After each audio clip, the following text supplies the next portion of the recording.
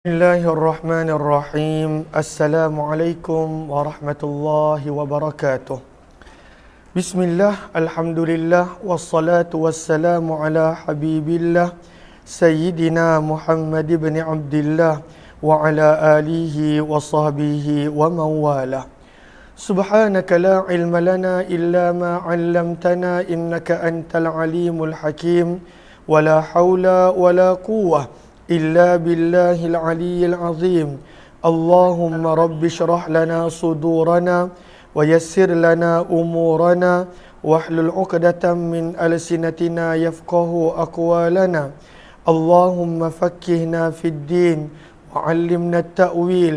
اللهم ألهمنا مراشد أمورنا وأعذنا من شرور أنفسنا برحمتك يا رب العالمين. Walhamdulillahi Rabbil Alamin. Alhamdulillah, summa alhamdulillah. Apa khabar sahabat-sahabat semua? Salam pertemuan dalam program daurah kita pada pagi ini, yang mana berkemungkinan hari ini adalah hari terakhir Syaban. Kalaulah pada petang ataupun maghrib ini kelihatan anak bulan, maka ini adalah hari terakhir Syaban dan kita bakal masuk pada bulan yang penuh dengan keberkatan. Sabda Nabi, Syahrul Mubarak, bulan yang penuh dengan keberkatan. Dalam hadis yang lain Nabi bersabda, Syahrun Azim, pada bulan yang agung, dan itu adalah bulan Ramadan. Mudah-mudahan kita dapat memasuki bulan Ramadan dengan sedikit sebanyak ilmu, dan sebab itulah kita nak ulang kaji balik beberapa perkara berkenaan tentang Ramadan daripada buku dan kitab Marhaban Ya Ramadan. Maka mohon je sebaik sahabat-sahabat untuk kita perbetulkan dahulu niat kita. Moga-moga apa jua yang kita lakukan adalah kerana Allah Subhanahu wa taala. Nawaitu ta'alluma wa ta'lim wa tadhak. Boleh dengar kat TikTok ni. Nawaitu ta'alluma wa ta'lim wa tadhakkura wa tadhkir wa naf'a wal intifa' wal ifadata wal istifadah wal hatha ala tamassuki bi kitabillah wa sunnati rasulillah sallallahu alaihi wasallam wad du'a'i ila al huda wad dalalati ala al khair ibtigha'a wajhillah wa mardatih wa qurbih wa thawabih. Amin amin ya rabbal alamin. Mohon je sebaik sahabat-sahabat untuk bantu share, bantu untuk kongsi, bantu untuk sebar luas. Mudah-mudahan lebih ramai yang beroleh manfaat. Maka kita akan menggunakan kitab yang telah ditulis oleh Syekh Muhammad Amin bin Idrus bin Abdullah bin Umar bin Syekh Abu Bakar bin Salim Ba'alawi rahimahullahu ta'ala. Dan kitab beliau adalah sebuah kitab yang sangat-sangat ringkas, namun pada waktu itu padat, berkenaan tentang apa yang patut kita lakukan pada bulan Ramadan.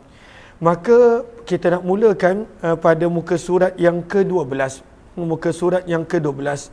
Maka pada muka surat yang ke-12 beliau mulakan dengan definisi puasa. Apakah maksud puasa? Bila kita sebut as-saum, bila Al-Quran sebut ya ayyuhallazina amanu kutiba alaikumus siyam, difardukan ke atas kamu puasa. Maka apakah definisi puasa? Maka pada muka surat yang ke-12, kebanyakan daripada sahabat-sahabat telah pun ada buku ini. Tahun lepas pun kita ulang kaji menggunakan buku yang sama. Maka sengaja saya menggunakan buku yang sama untuk memudahkan sahabat-sahabat untuk dapat mengulang kaji. Sebab kalaulah kita gunakan buku yang baru, maka pada waktu itu kena beli, kena dapatkan dan sebagainya. Maka puasa daripada sudut al-lughatul arabiyah, bahasa Arab, bermaksud al-imsak, bermaksud menahan diri. Dan ianya adalah menahan diri pada semua perkara. Menahan diri pada semua perkara. Meskipun daripada percakapan. Menahan diri daripada bercakap pun pada waktu itu boleh menggunakan perkataan as-saum.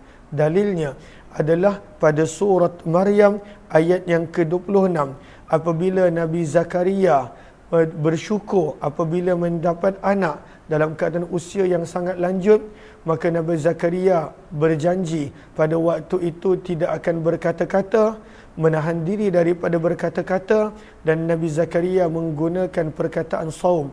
Inni nazartu lirrahmani sauma falan ukallimal yawma insiya. Sesungguhnya aku telah bernazar untuk menahan diri, maka aku sekali-kali tidak akan berbicara dengan manusia seharian penuh. Maka maksud asal daripada puasa adalah menahan diri. Tapi dalam istilah syarak kita, apakah maksud saum? Maka kata para ulama, menahan diri daripada segala sesuatu yang boleh membatalkan puasa. Itu satu. Bermula daripada subuh sampailah maghrib. Maka ini definisi yang kedua. Dan kemudian dengan niat yang tertentu, maka tiga perkara ini yang dipanggil puasa. Meninggalkan perkara yang membatalkan puasa, waktunya daripada subuh sampai maghrib, dan mesti kena ada niat yang tertentu. Walaupun puasa sunat pun kena ada niat dia. Kemudian penulis buku menerangkan berkenaan tentang keadaan puasa di awal Islam. Kalaulah kita rasa puasa kita susah, berat, mencabar, maka bagaimanakah di awal Islam? Kata penulis buku rahimahullahu ta'ala, pada permulaan Islam, orang Islam yang berpuasa diperbolehkan untuk berbuka apabila masuk maghrib, sama macam kita. Tetapi apabila mereka melaksanakan je solat isyak ataupun pada waktu itu sebelum isyak tertidur, maka tidak diperbolehkan lagi untuk dia makan, minum dan bersetubuh suami isteri. Waktu disingkat sampai menunaikan solat isyak ataupun kalau tertidur. Maka sebab itu di dalam tafsir pada ayat yang ke-187 daripada suratul Baqarah, maka dibawakan kisah bagaimana seorang sahabat yang merupakan petani, apabila sahabat ini radhiyallahu ta'ala anhu balik ke rumah untuk berbuka, isteri dia masih lagi belum sempat menyediakan jamuan berbuka, juadah berbuka, maka dia telah tertidur. Maka menjadikan dia kena sambung berterusan berpuasa sebab dah tidur. Namun ketika mana berlalunya baru separuh hari keesokan hari, dia telah jatuh pingsan. Maka telah dikhabarkan kepada Nabi SAW. Maka turunnya ayat 187, uhilla lakum laylatas siyamir rafathu ila nisaikum, daripada suratul Baqarah ayat 187. Muka surat yang ke-13 berkenaan tentang dalil kewajipan puasa. Kita biasa dengar pada bulan Ramadan, dalil yang mewajibkan puasa adalah suratul Baqarah ayat 183, begitu juga suratul Baqarah ayat yang ke-185. Ahlan-ahlan kepada sahabat-sahabat semua, Kak Langsu, Umi Zaihadi, moga Allah permudahkan. Terima kasih banyak-banyaknya sahabat yang bersama. Mudah-mudahan Allah permudahkan segala urusan insya-Allah. Kemudian perenggan yang terakhir, muka surat yang ke-13, secara ringkas tentang kewajipan kali pertama puasa. Maka kata penulis buku, puasa Ramadan diwajibkan oleh Allah pada tahun yang kedua Hijrah, pada tahun yang kedua. Ianya berlaku pada bulan Sya'ban, betul-betul sebelum Ramadan. Maka pada bulan Sya'ban tahun yang kedua Hijrah, maka Nabi SAW dan para sahabat telah berpuasa, dan Nabi dapat berpuasa selama 9 kali Ramadan. Sebab Nabi SAW wafat pada permulaan tahun yang ke-11 Hijrah. Maka ini sedikit sebanyak tentang sirah bilakah puasa menjadi wajib. Kemudian berkenaan tentang nama-nama Ramadan, muka surat yang ke-14, Anas bin Malik radhiyallahu anhu berkata, bulan ini dipanggil Ramadan kerana amalan di bulan Ramadan membakar dosa. Dapat membakar, menghapuskan dosa. Sebab itu dipanggil Ramadan. Pandangan yang kedua, pandangan Abdullah bin Amr ibnu Al-As radhiyallahu ta'ala anhuma. Beliau berkata, lafaz Ramda, Ra, Mim, Dad, Alif, Hamzah. Lafaz Ramda bermakna panas. Maka ketika mana orang Arab mereka nak menamakan bulan, mereka nak menamakan bulan-bulan yang ada, maka mereka menamakan bersesuaian dengan keadaan dan semasa. Maka memandangkan Ramadan berada pada musim yang panas pada waktu itu, maka mereka telah namakan dengan nama Ramadan daripada perkataan Ramda yang bermaksud panas. Kemudian muka surat yang ke-15, kita tak dapat nak baca semua kerana bukunya pun tebal, walaupun bukanlah keseluruhannya tentang Ramadan, namun kita pada waktu itu nak cuba dalam tempoh 2 jam yang ada ini untuk ulang kaji sama-sama berkenaan tentang Ramadan. Ahlan-ahlan kepada sahabat-sahabat semua. Terima kasih kepada yang bersama. Jangan lupa untuk bantu share, bantu untuk kongsi, bantu untuk sebar luas. Mudah-mudahan lebih ramai yang beroleh manfaat insya-Allah. Maka pada muka surat yang ke-15 diambil daripada kitab Ihya Ulumuddin. Imam Ghazali rahimahullah berkata, puasa ada 3 tahap. Puasa itu ada 3 jenis, 3 tahap. Puasa yang pertama adalah puasa orang awam, orang biasa. Maka apakah puasa orang biasa? Sekadar menjauhi segala perkara yang dapat membatalkan puasa, termasuklah makan, minum dan sebagainya. Maka sah puasa dia. Tak payah qada, tak payah ganti. Maka yang pertama adalah meninggalkan perkara yang membatalkan puasa. Ini adalah puasa orang awam. Ini level nombor 1. Level nombor 2 adalah puasa orang khawas. Orang khawas bermaksud orang yang khusus dan tak ramai buat. Apakah puasa yang level kedua? Kata Imam Ghazali rahimahullah, adalah bukan sekadar menahan diri daripada perkara yang membatalkan puasa. Sebaliknya, menahan diri daripada bahkan perkara yang termasuk maksiat dan dosa. Masya Allah. Maka ini level kedua. Level pertama, orang yang buat dosa selagi tak membatalkan puasa, puasa dia sah. Tapi rugi, dia dapat dosa, tak dapat pahala. Tapi level yang kedua puasa, perkara yang Allah tak suka, yang Allah murka, maksiat dosa, semua ditinggalkan ketika mana puasa. Maka ini adalah level yang kedua. Dan sepatutnya sekurang-kurangnya kita dah masuk pada level yang kedua. Meninggalkan, menjaga diri daripada segala kemaksiatan. Ini adalah level puasa yang kedua. Puasa Al-Khawas kata Imam Ghazali. Puasa yang ketiga kata Imam Ghazali rahimahullah adalah Khawasul Khawas. Puasa khusus yang khusus. Dan ini tingkat yang paling tinggi. Apakah puasa tingkat yang paling tinggi? Adalah, dan ini tingkatan para nabi, para rasul, para kekasih Allah. Apakah tingkatan ini? Ianya adalah menjauhkan diri daripada selain daripada Allah. Menjauhkan diri daripada selain daripada Allah Subhanahu wa taala. Maka termasuk dalam ini tidak meminta kepada makhluk, tidak berharap kepada makhluk. Kenapa? Sebab dia hanya dengan Allah Subhanahu wa taala. Bila minta, minta dengan Allah. Bila mengadu kepada Allah. Bila ada kesedihan, maka mengadu kepada Allah, bermunajat kepada Allah. Maka ini adalah puasa level yang paling tinggi. Meninggalkan bukan sekadar makan dan minum, bukan sekadar maksiat dan dosa, bahkan semua selain daripada Allah ditinggalkan. Pada waktu itu hanya bersama dengan Allah Subhanahu wa taala.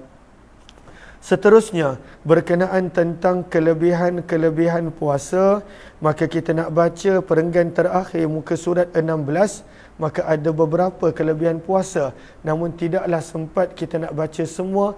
Maka antara kelebihan puasa pada muka surat yang ke-16 perenggan yang terakhir, sabda Nabi SAW dalam hadis riwayat Muslim, lis-saimi farhatan. Orang yang sedang berpuasa itu dia ada 2 kegembiraan, 2 kegembiraan, 2 kebahagiaan. Apakah kegembiraan yang pertama? Farhatun inda fitrih. Apabila dia berjaya puasa dengan baik, maka sewaktu berbuka dia akan gembira dan bahagia. Gembira dengan bahagia bukan sekadar kerana tengok makanan, tidak, tapi kerana telah berjaya menyempurnakan puasa pada hari tersebut. Namun kegembiraan yang sebenar sabda Nabi, wa farhatun inda liqa'i rabbih, adalah kegembiraan ketika mana dapat bertemu dengan Allah. Allah redha dengan dia, Allah sayang kepada dia, Allah bagi dia pahala yang tak terhingga. Maka ketika mana dia bertemu dengan Allah, maka itu adalah kegembiraan yang hakiki dan sebenar. Hadis riwayat Muslim. Kemudian ada juga hadis yang lain, muka surat yang ke-17, hadis riwayat Ad-Dailami. Walaupun sanadnya tidaklah begitu kuat, namun pecahan-pecahan hadis ini banyak disokong oleh hadis-hadis yang lain. Maka sabda Nabi sallallahu alaihi wasallam, "Somtus shaimi tasbih." Diamnya orang yang berpuasa seperti tasbih. Dia jaga lidah dia. Maka dia diam pun dapat pahala. Sebab nanti kita akan baca orang yang tak jaga lidah, maka Allah tak nak puasa yang seperti itu. Kita akan baca nanti jika sempat. Man lam yada' qaula zur wal amala bih falaysa lillahi hajah fi an yada'a ta'amahu wa syarabah. Orang yang tak boleh jaga lidah, Allah tak ingin dan Allah tak nak puasa dia. Maka sebab itu orang yang sedang berpuasa bila dia diam jaga lidah, maka itu umpama adalah sedang bertasbih. Yang kedua, wa naumuhu ibadah. Tidurnya orang yang berpuasa pun adalah ibadah. Tapi janganlah pula kita tidur sepanjang hari sehingga terlepas solat dan sebagainya. Maka itu tidaklah menjadi ibadah.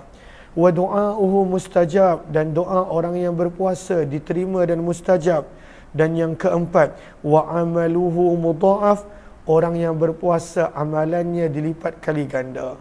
Adalah hadis riwayat Ibnu Khuzaimah, maka dilipat kali ganda. Yang amalan sunat dilipat kali ganda sehingga riwayat menyebut 70 kali. Yang amalan fardu Allah berikan pahala amalan sunat. Kemudian sabda Nabi SAW, hadis yang terakhir muka surat 17, hadis riwayat Abu Ya'la, sabda Nabi SAW, "Lau ya'lamul ibadu ma fi Ramadan." Kalaulah hamba itu tahu apa yang Allah sediakan untuknya dalam bulan Ramadan. Lailatul Qadar pun dah dahsyat, masya-Allah. Lailatul Qadar. Maka bayangkan amalan-amalan yang lain. Maka sabda Nabi, kalaulah seorang hamba tahu apa yang Allah sediakan untuknya pada bulan Ramadan, latamannat ummati an takuna as-sanatu kulluha Ramadan. Nescaya umatku akan berharap, sabda Nabi, bahawa sepanjang tahun adalah Ramadan. Kalaulah umat ini tahu, maka dia akan menghargai. Tapi kalaulah manusia dia tahu dan tak yakin, pun pada waktu itu dia tak akan buat apa-apa. Macam orang yang tak tahu nilai emas contohnya, ataupun nilai sesuatu sesuatu permata, maka dia tak akan ambil peduli. Walaupun dia jumpa, dia kata batu biasa ni, dia pun campak.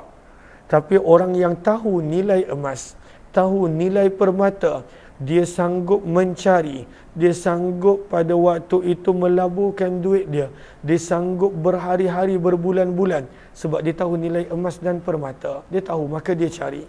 Maka samalah juga, kalaulah kita benar-benar tahu Ramadan, maka kita akan mencari Lailatul Qadar dengan beribadah setiap malam. Kalaulah tidak, maka kita akan ambil ringan dan ambil lewa, sambil lewa dengan apa yang berlaku pada bulan Ramadan. Maka sabda Nabi, kalaulah para hamba tahu kelebihan yang ada pada bulan Ramadan, latamanna, nescaya mereka akan berharap kalaulah Allah jadikan sepanjang tahun adalah bulan Ramadan. Kemudian hadis yang terakhir daripada tajuk ini, bab yang ke-18.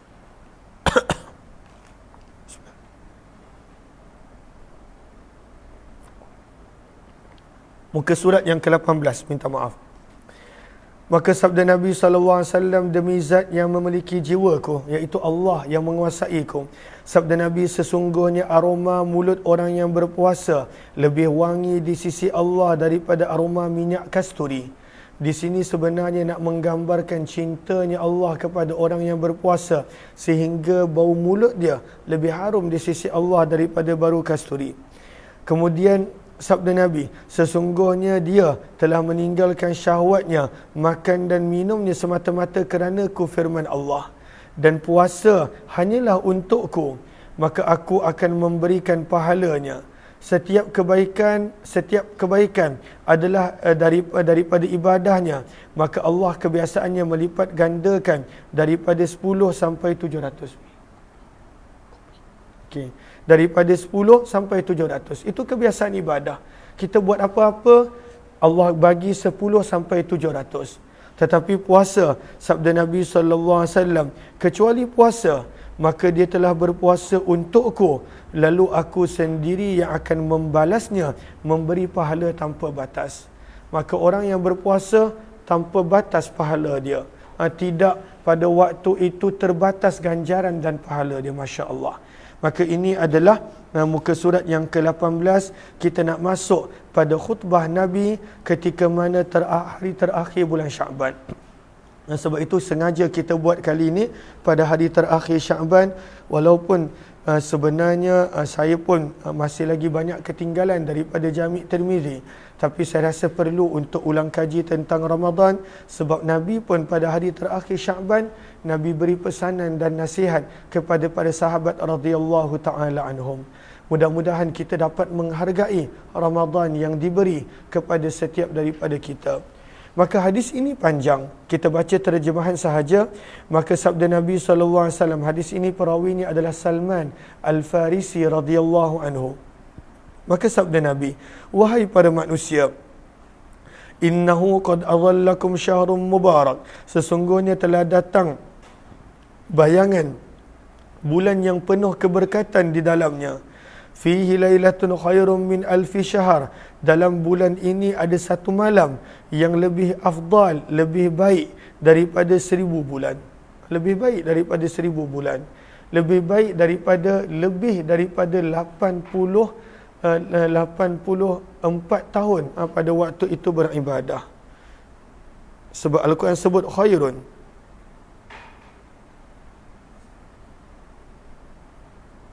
$83 tahun, 83 tahun 3 bulan lebih baik, ataupun mudah kira 83 tahun 3 bulan.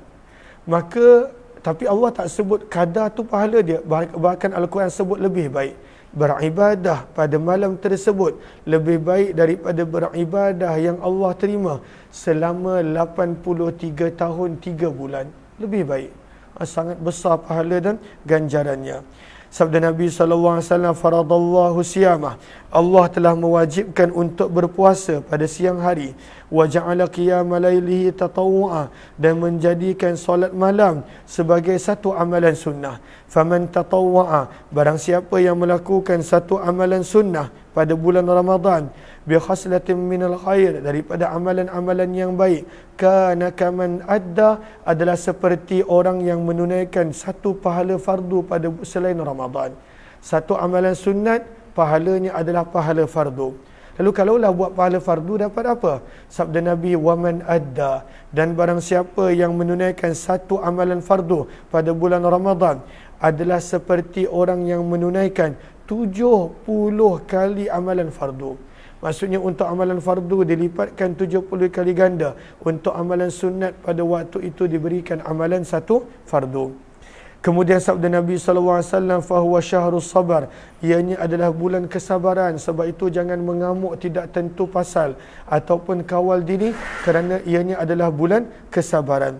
Sabda Nabi, dan orang yang sabar pahalanya adalah syurga. Wahuwa syahrul muasah, dan ianya adalah bulan tolong menolong. Al-muasah, bulan tolong menolong, bulan saling memberi, bulan bantu membantu. Sabda Nabi SAW, wahuwa syahrun yuzadu rizqul mu'min fih, ini adalah bulan di mana rezeki orang-orang beriman ditambah. Kemudian Nabi memberi penjelasan berkenaan pentingnya memberi makan orang yang berpuasa. Sabda Nabi, man fattara sa'ima, barang siapa memberi makan orang yang berbuka puasa, kana lahu, maka adalah untuknya pahala seolah-olah memerdekakan hamba. Bukan mudah nak memerdekakan hamba, harganya pun mahal zaman dulu. Tapi orang yang bagi makan, dia mendapat pahala orang yang memerdekakan hamba. Wa maghfiratul lidzunubih, dan pengampunan terhadap dosa. Maka ini kata para ulama adalah orang yang bagi makan sampai kenyang. Dia dapat pahala memerdekakan hamba dan diampunkan dosanya. Maka ada para sahabat yang bertanya, laisa kulluna yajidu ma yufattiru shaim, bukan setiap daripada kami ada sesuatu yang kami boleh beri kepada orang yang berpuasa untuk berbuka. Maka sabda Nabi, tetap kena bagi kalau ada. Maka Nabi terangkan berapa kadar yang kena bagi kalau ada. Sabda Nabi SAW, yu'tillahu hadha thawab, Allah akan bagi pahala ini walaupun dia hanya bagi untuk orang berbuka, madqah laban, satu teguk susu, tamrah, satu biji kurma, syarbati ma', satu teguk air. Maka kalaulah dia bagi ini sahaja pun, dia tetap akan dapat pahala. Kemudian sabda Nabi SAW, barang siapa yang bagi makan sampai kenyang, wa man ashba'a sha'iman, barang siapa yang bagi orang berbuka puasa makan sampai kenyang, diampunkan dosanya, Allah akan beri dia minum daripada telaga Nabi SAW, minuman yang dia takkan pernah lagi dahaga sehinggalah masuk ke syurga. Wa kana lahu, dan adalah untuknya ganjaran, min ghairi an yankusa, tidak termasuk daripada ganjaran orang yang berpuasa itu sedikit pun. Dia akan dapat pahala orang yang puasa, tapi orang yang puasa tadi pun dapat pahala penuh. Maka dua orang dapat pahala penuh. Yang berpuasa dan yang menjamu sehingga kenyang orang yang berbuka puasa. Dua-dua dapat pahala penuh. Dan inilah bulan pada awalnya adalah rahmat, pertengahannya adalah pengampunan, dan penghujungnya adalah pembebasan daripada api neraka. Sabda Nabi SAW, وَمَنْ khaffafa, barang siapa yang meringankan tugasan hambanya pada bulan Ramadan, Allah akan merdekakannya daripada siksaan api neraka. Hadis riwayat Ibnu Khuzaimah dan Al-Baihaqi. Maka inilah berkenaan tentang beberapa perkara daripada bulan Ramadan. Kemudian penulis buku bawa beberapa kelebihan bulan Ramadan, muka surat 20. Maka nombor 1, bulan diturunkan Al-Quran. Muka surat 21, dibuka pintu syurga, nak menggambarkan luasnya rahmat Allah pada Ramadan. Ditutup pintu neraka, amalan sunat dilipat kali ganda. Di dalamnya terdapat solat sunat tarawih.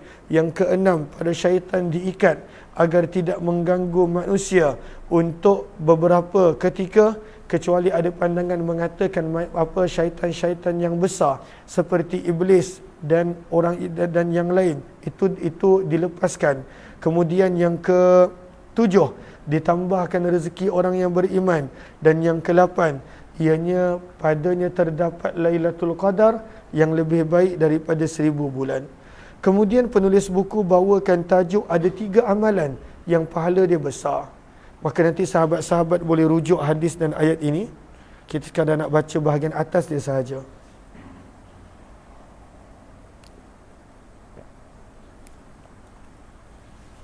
Maka sabda baginda Nabi SAW, ada 3 dalam hadis. Yang pertama, puasa adalah amalan yang tak terhitung pahalanya, dan ini kita dah belajar dah pun. Maka amalan yang pertama puasa, ada hadis riwayat Bukhari yang kita boleh nampak dalam catatan kita. Yang kedua adalah orang yang sabar.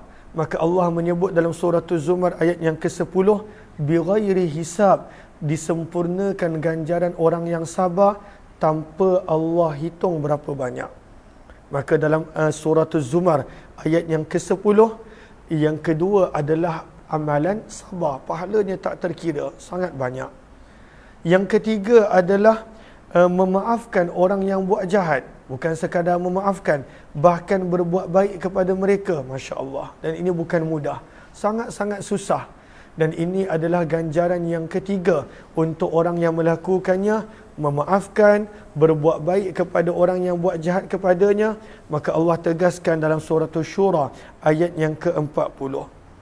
Kemudian muka surat 23, apakah persiapan-persiapan yang kita boleh buat sebelum masuknya Ramadan?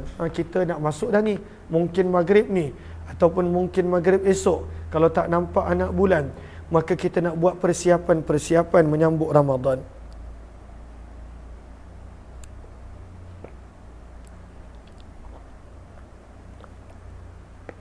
Yang pertama, kena pastikan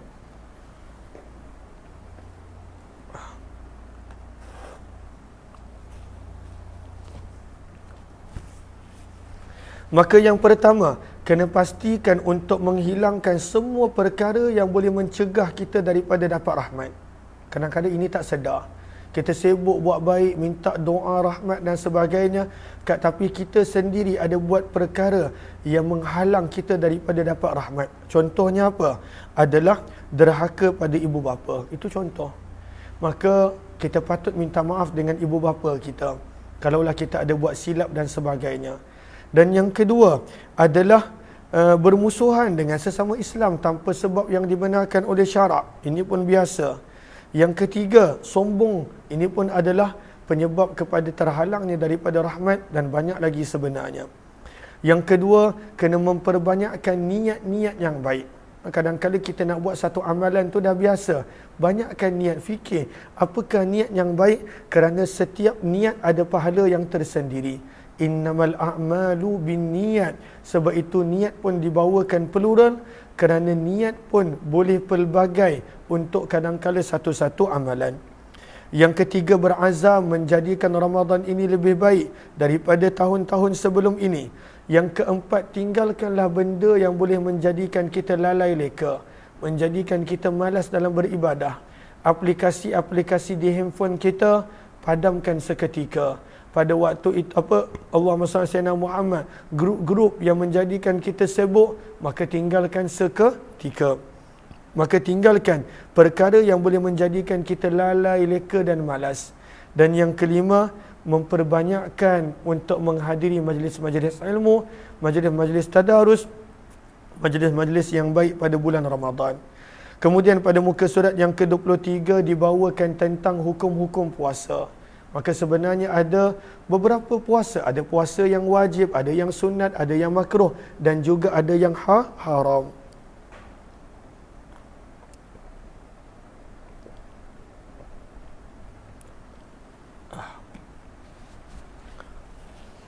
Okey, maka apakah puasa yang wajib? Saya minta izin nak duduk sekejap. Ya Allah. Maka apakah puasa yang wajib? Ada puasa yang wajib. Maka sahabat-sahabat boleh catat. Kalau tak faham, maka nanti boleh bertanya kepada yang boleh explain. Sebab saya cuba nak explain, tapi kita nak cuba untuk habiskan pada jam 11.30 bahagian-bahagian tentang puasa. Nanti tentang iktikaf, kita masuk pada waktu yang lain. Tentang Al-Qadar, kita ambil dan set waktu yang lain. Kita sekadar nak ulang kaji tentang puasa. Maka ada 4 jenis puasa. Yang pertama wajib. Maka apakah puasa wajib? Dalam mazhab Syafi'i ada 6 puasa wajib. Bukan 1, 6. Yang pertama puasa di bulan Ramadan, itu wajib. Yang kedua ganti kepada puasa Ramadan pun wajib. Yang ketiga puasa kafarah. Seperti mana kafarah zihar. Seperti mana Allahumma salli ala Sayyidina Muhammad, kafarah-kafarah yang lain, maka ianya adalah dikira sebagai puasa yang wajib. Termasuklah kalau kebiasaannya pada bulan Ramadan, kafarah orang yang mana Allahumma salli ala Sayyidina Muhammad, orang yang mana bersetubuh dengan isterinya pada siang hari bulan Ramadan, maka ada kafarahnya, kena puasa 2 bulan berturut-turut, maka itu pun termasuk dalam puasa wajib. Yang keempat adalah puasa sebagai ganti daripada membayar dam sewaktu menunaikan haji dan umrah. Maka ini yang keempat. Yang kelima adalah puasa ketika mana musim kemarau. Dan pada waktu itu para imam perintahkan untuk rakyat. Imam maksudnya pemimpin. Pemimpin, Perdana Menteri, Sultan Agong. Pada waktu itu perintahkan rakyat dia untuk puasa.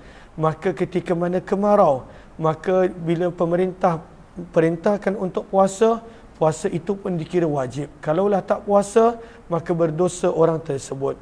Dan yang keenam adalah puasa nazar. Bila kita bernazar sahaja sesuatu puasa yang sunat, maka puasa yang sunat itu akan menjadi wajib. Maka ini adalah 6 puasa wajib yang kita biasa dengar.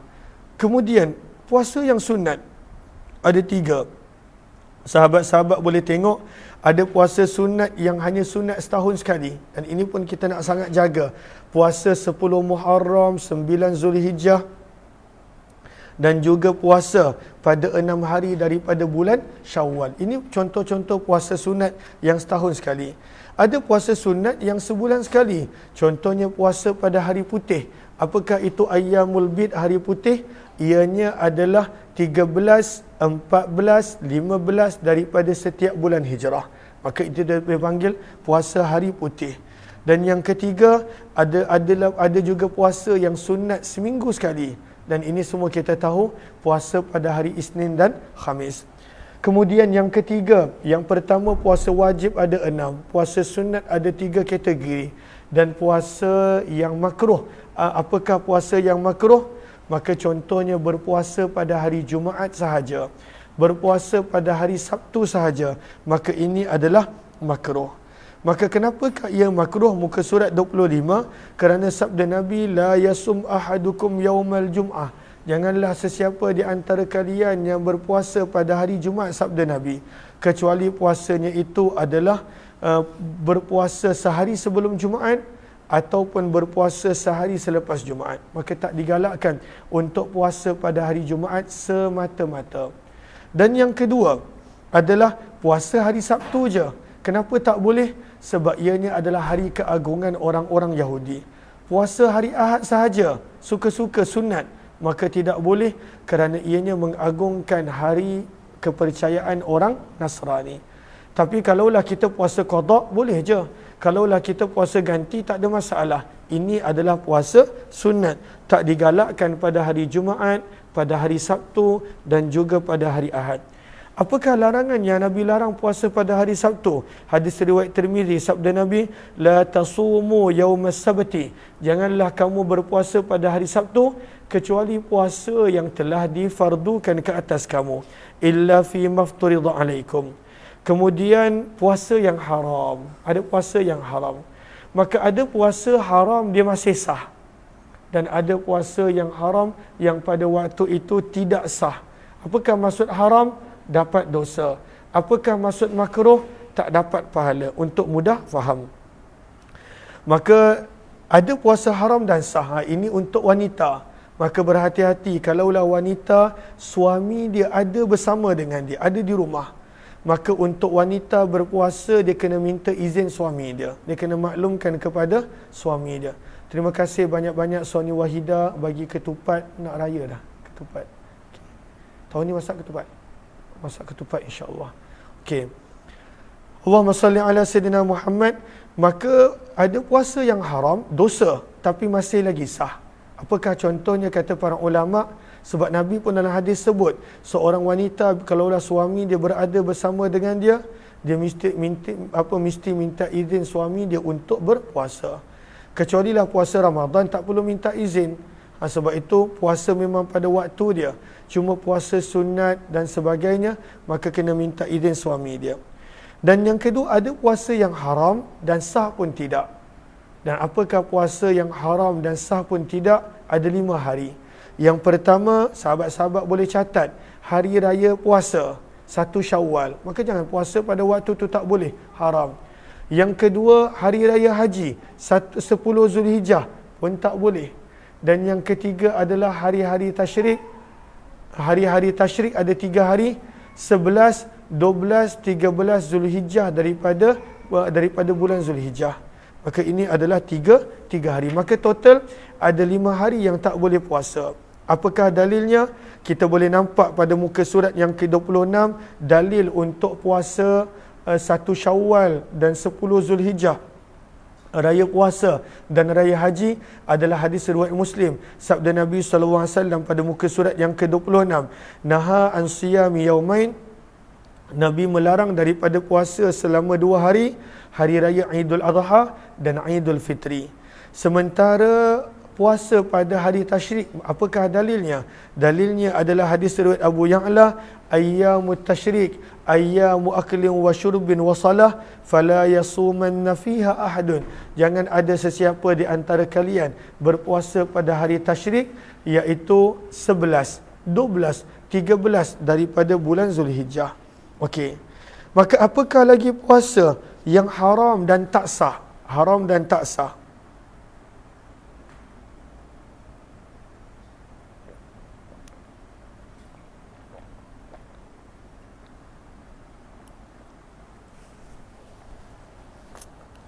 Puasa yang haram dan tak sah adalah puasa 16 Sya'ban ke atas. Cuma ada pengecualian dia. Maka puasa 16 Sya'ban ke atas, dalilnya pun ada muka surat 27, maka tak sah. 16 Sya'ban ke atas sampai akhir Sya'ban, puasa, kalau puasa haram dan tak sah. Kecuali ada pengecualian. Kejap lagi kita akan baca. Dan yang kelima, puasa yang haram dan tak sah adalah berpuasa pada hari Syak. Apakah maksud hari Syak? 30 Syakban. Hari ini kita baru 29, 30 Syakban. Pada situasi manakah ianya dikira sebagai hari yang syak dan haram berpuasa? Maka kata para ulama, yang dimaksudkan hari syak di sini adalah apabila ada sebahagian orang Islam nampak anak bulan, akan tetapi ragu-ragu, ataupun yang melihat anak bulan termasuk orang yang tidak diterima penyaksiannya di sisi pemerintah seperti anak kecil dan perempuan, maka pada waktu itu haram berpuasa dan pada waktu itu tidak sah kalau dia berpuasa. Maka kita kena faham, umat Islam akan tengok anak bulan pada 29 Syakban. Hari inilah pada petang ni. Pada 29 Syakban, umat Islam akan tengok anak bulan. Sebelum tu tak, selepas tu pun tak. 29 Syakban. Maka sementara nak tunggu maghrib ataupun ketika mana awal maghrib, maka umat Islam akan tengok anak bulan. Okey. Maka apabila ramai orang yang nampak anak bulan, terlalu ramai yang nampak, maka wajib puasa. Maka wajib puasa itu satu. Tetapi kalaulah seseorang itu dia nampak tapi ragu-ragu, dan kebanyakan ni semua ragu, itu anak bulan ke apa, meteor ke apa tu, ragu-ragu, maka itu yang tak boleh nak ditetapkan sebagai satu Ramadan sebab ragu-ragu.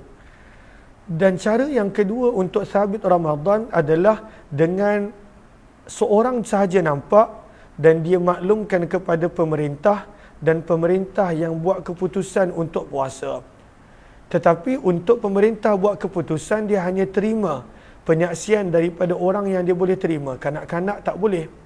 Maka sebab itu kalaulah ada kanak-kanak kata dia nampak, maka tak boleh puasa, kena tetap pada waktu itu anggap Syakban yang ke-30, hari yang ke-30, sebab penyaksian budak tadi tidak diterima.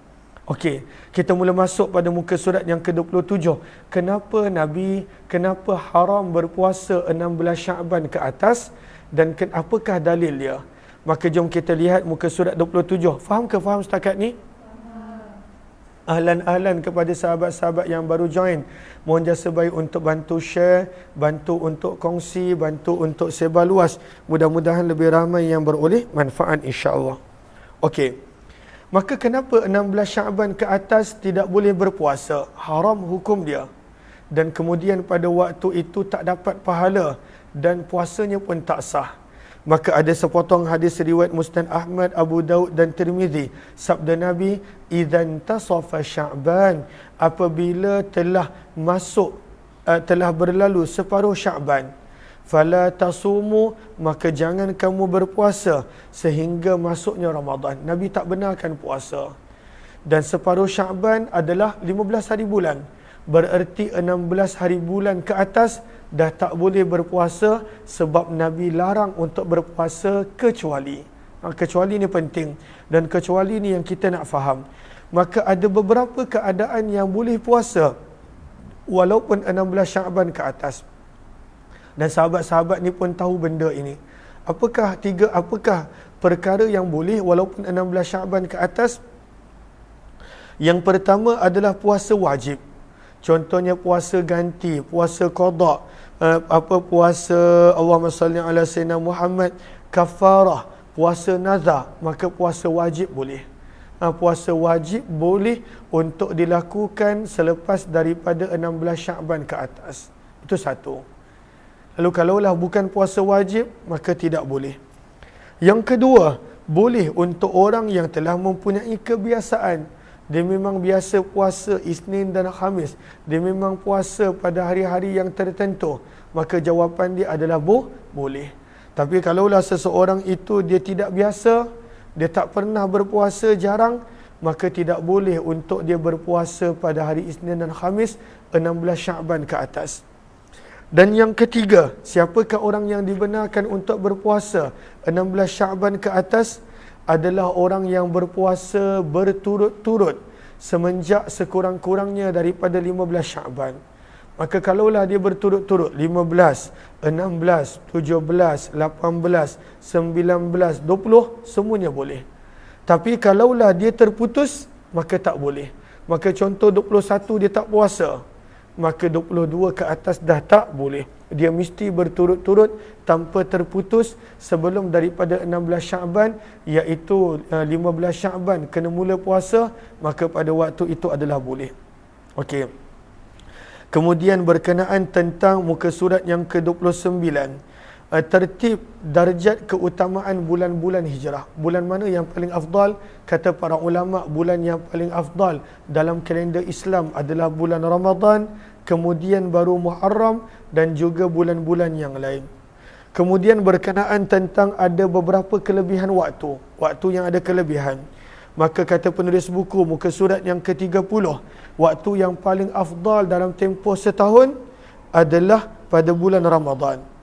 Kemudian malam yang paling mulia dalam tempoh setahun adalah malam Al-Qadar. Yang ketiga, hari yang paling mulia dalam tempoh setahun adalah hari Arafah 9 Zulhijjah. Dan yang keempat, waktu yang paling mulia dalam tempoh seminggu adalah hari Jumaat. Maka ini beberapa perkara yang para ulama kongsikan. Kemudian disebutkan tentang tanda-tanda yang digunakan untuk memastikan telah masuk satu Ramadan. Yang ini kita telah kongsikan serba sedikit tadi. Kemudian Allahumma salli ala Sayyidina Muhammad, muka surat 32. Okey, muka surat 32 ni berkenaan tentang saksi, tak perlu. Kemudian berkenaan tentang nampak anak bulan, maka tak perlu.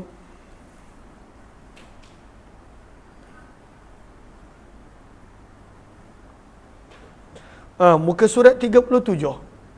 Muka surat 37 permasalahan kalaulah seseorang itu nampak mimpi yang Nabi suruh dia puasa Ramadan mulai esok, contoh. Orang lain tak nampak lagi anak bulan, tapi dia puasa kerana dia kata Nabi SAW suruh dalam mimpi. Maka adakah hukum itu boleh diterima? Kata para ulama, jika seseorang, jumpa tak muka surat 37? Jika seseorang mengatakan telah berjumpa dengan Nabi Muhammad SAW dalam mimpi dan mendapat berita daripada baginda bahawa esok adalah hari pertama dalam bulan Ramadan, maka semua para ulama berkata adalah tidak wajib untuknya berpuasa. Bukanlah kerana kita tak percaya pada Nabi, tidak. Tapi kita kadang-kala dengan akal pemikiran kita yang terhad, kita pada waktu itu salah faham terhadap apa yang Nabi SAW ingin untuk sampaikan, kata para ulama. Kemudian berkenaan tentang berpemergian pada akhir bulan Syaban, kemudian berpemergian pada akhir bulan Ramadan, kita mula masuk muka surat 42. Kita rehat sekejap 5 minit, saya nak pergi bilik air sekejap. Tapi live ni tak mati. Kita sambung balik selepas 5 minit daripada rukun-rukun puasa.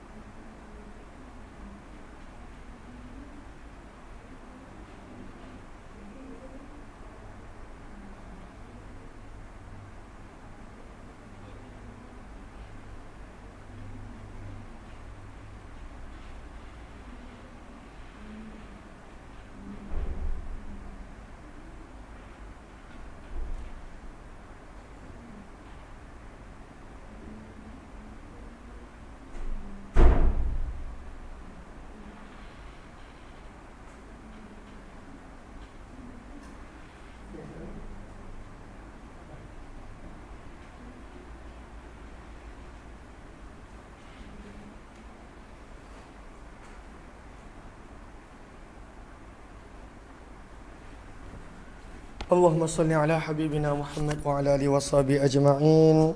Okey. Allahumma salli ala habibina Muhammad wa ala alihi washabihi ajma'in. Semua dah masuk ke? Okey. Bukan sahabat-sahabat, tak, para pelajar saya. Okey. Kita tunggu sekejap, ada pelajar yang belum masuk lagi.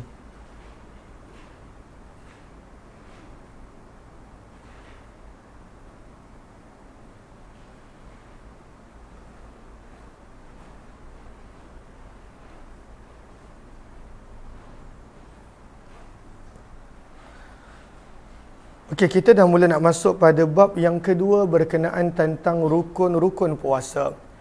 Maka apakah maksud rukun bila kita kata rukun solat, rukun mandi wajib, rukun zakat, rukun itu, rukun ini? Apakah maksud daripada rukun? Apa maksud daripada rukun? Maka sebenarnya dalam fiqh bermaksud muka surat 42 kepada yang ada buku Marhaban Ya Ramadan.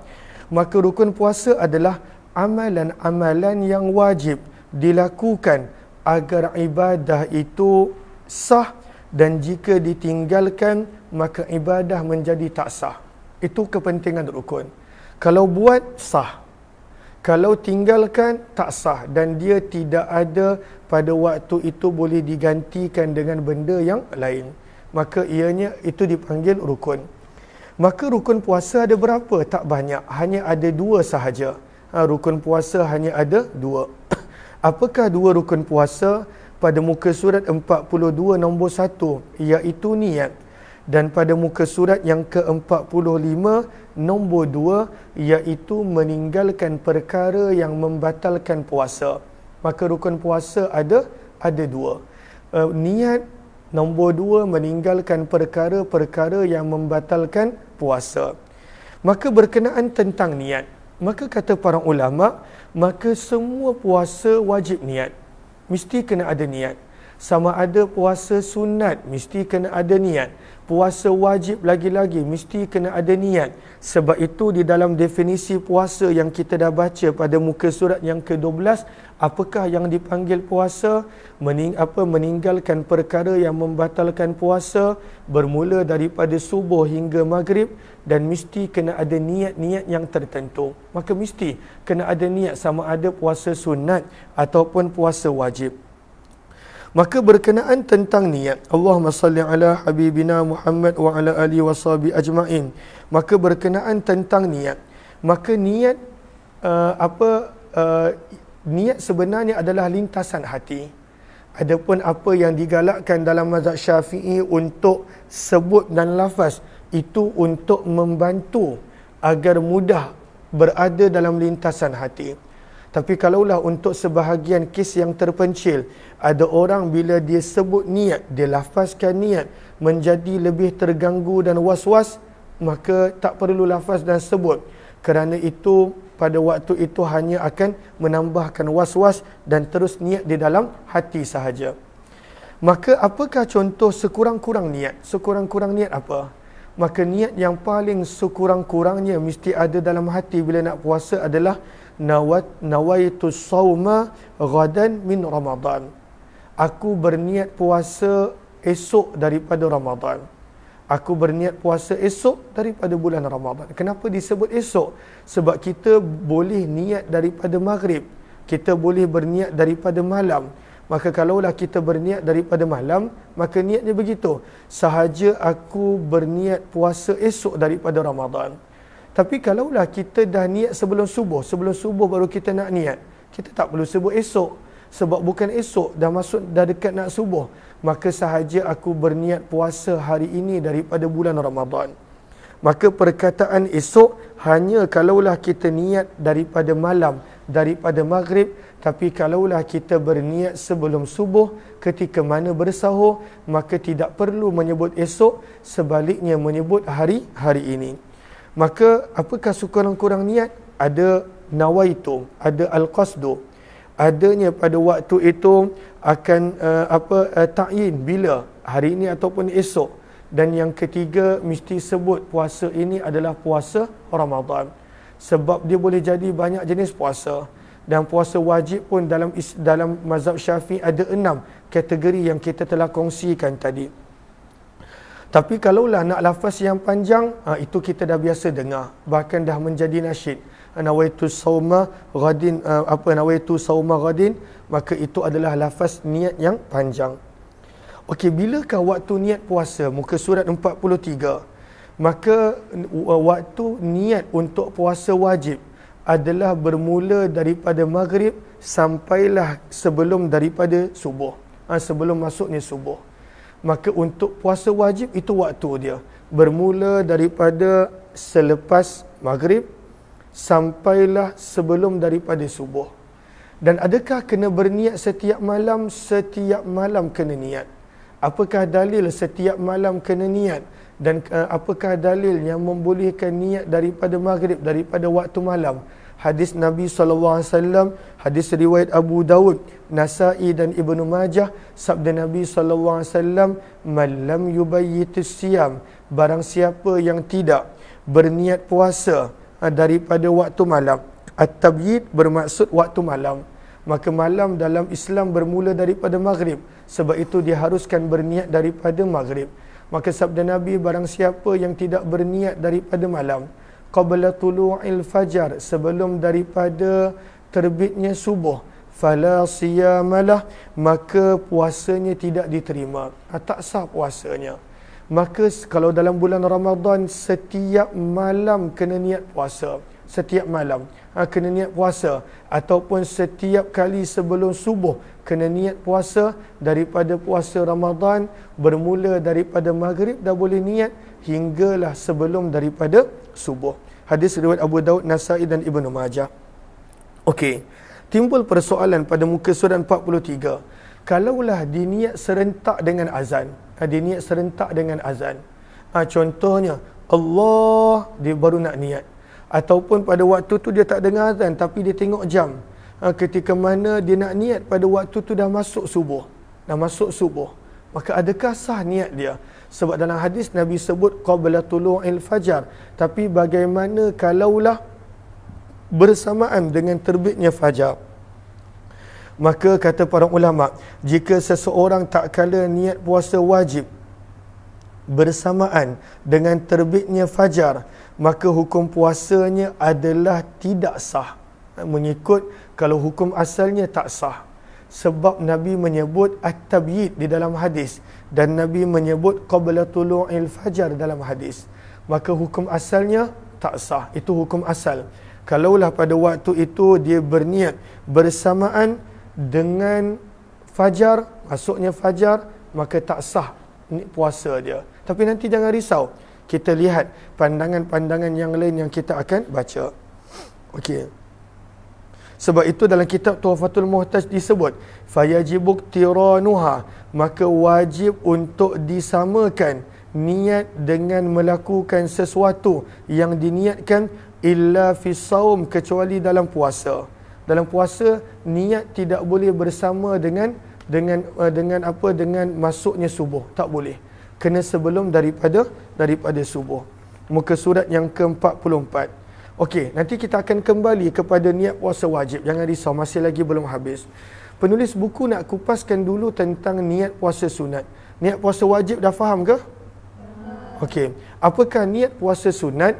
Maka niat puasa sunat, kata para ulama mazhab Syafi'i, contohnya puasa pada hari Isnin, contohnya puasa pada hari Khamis, maka niatnya bermula daripada terbenam matahari, maksudnya bermula daripada maghrib sampai sebelum masuk waktu zuhur, keesokan hari. Lama. Niat puasa sunat pada waktu itu adanya ittisak, adanya kelonggaran. Maka kenapa boleh niat sampai sebelum zuhur? Kenapa lama sangat? Kenapa tak sama macam puasa fardu? Sebab ada dalil yang lain. Dalam hadis riwayat Aisyah radhiyallahu taala anha, kata Aisyah, muka surat 44, dakhala alayya an-nabiy sallallahu alaihi wasallam zata yaumin, pada satu hari Nabi masuk ke rumahku. Faqala, maka Nabi bertanya, hal indakum min ghada, adakah kamu memiliki sesuatu untuk makan tengah hari? Ghada adalah makan tengah hari. Kalau futur, sarapan pagi. Maka bererti Nabi tak puasa sebab Nabi minta makanan. Nabi bertanya tentang makanan. Maka Aisyah menjawablah, tak ada wahai Rasulullah, tak ada makanan kat rumah hari ini. So memang tak ada apa-apa. Maka Nabi SAW bersabda, fa inni idzan asum, maka jika begitu aku berpuasa. Maka menunjukkan Nabi niat puasa sunat lewat. Nabi SAW niat puasa sunat lambat. Ketika mana dah tengah hari, dah siang baru niat. Maka sebab itu kata para ulama, kalaulah seseorang itu dia belum lagi melakukan perkara-perkara yang membatalkan puasa pada awal pagi. Sebab rukun puasa itu dua, niat dan meninggalkan perkara yang membatalkan puasa. Lalu kalaulah dia dah ada buat perkara yang membatalkan puasa, dah tak boleh niat dah untuk puasa sunat sebelum zuhur. Sebab rukun puasa tersebut dua. Maka Allahumma salli ala Sayyidina Muhammad, maka kata para ulama, kalaulah seseorang itu dia belum lagi melakukan perkara yang membatalkan puasa, maka dia boleh niat untuk puasa sunat selewat-lewatnya sebelum masuk zuhur. Bila dah masuk zuhur tak boleh. Maka kalaulah seorang tu tak makan lagi, tak minum lagi, dia pun kata baik puasa je macam ni, maka pada waktu itu dia boleh untuk puasa asalkan sebelum daripada zuhur. Kemudian persoalan yang seterusnya, kalaulah seseorang itu dia tak puasa, namun sekejap.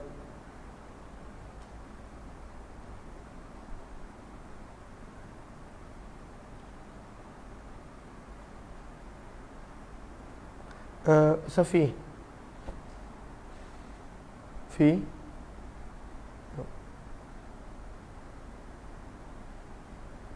Yang ini silap, yang ni kena letak paling atas sebab dia 12 sampai 3 pagi. Maksudnya 12 tengah malam sampai 3 pagi. Yang ni tukar ke atas. Itu yang lain ke bawah kan.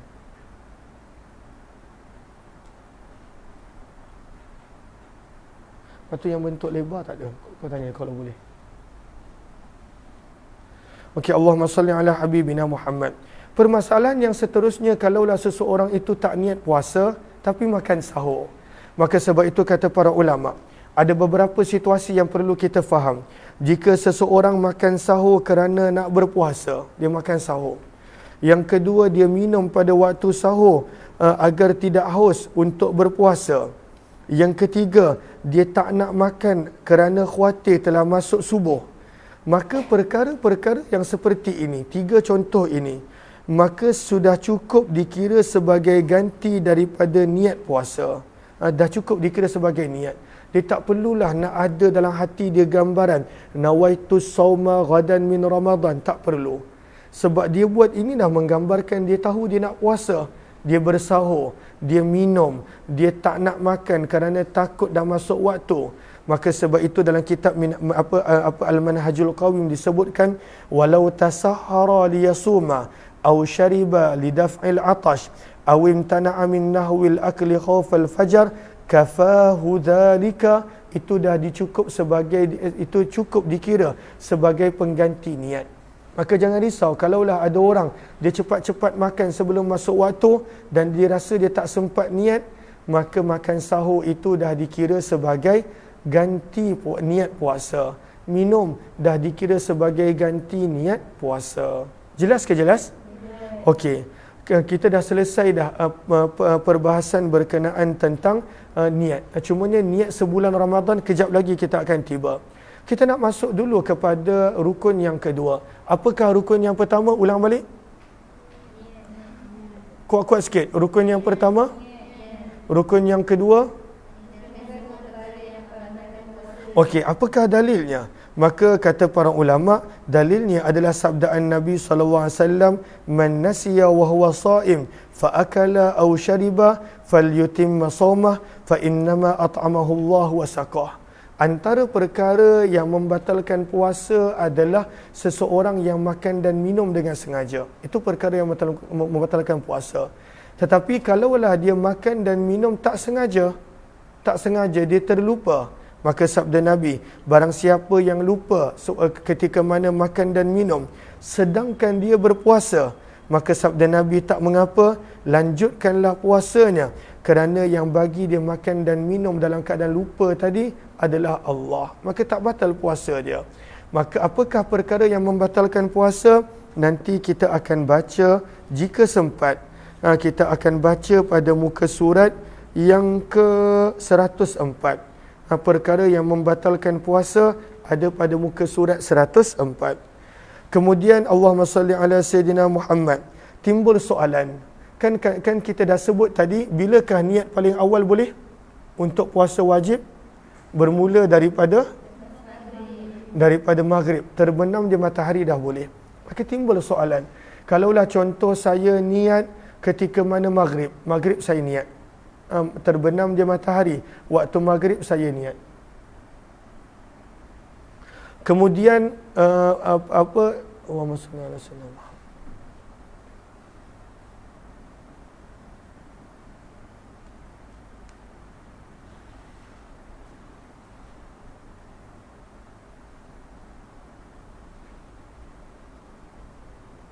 Sebentar, sekejap.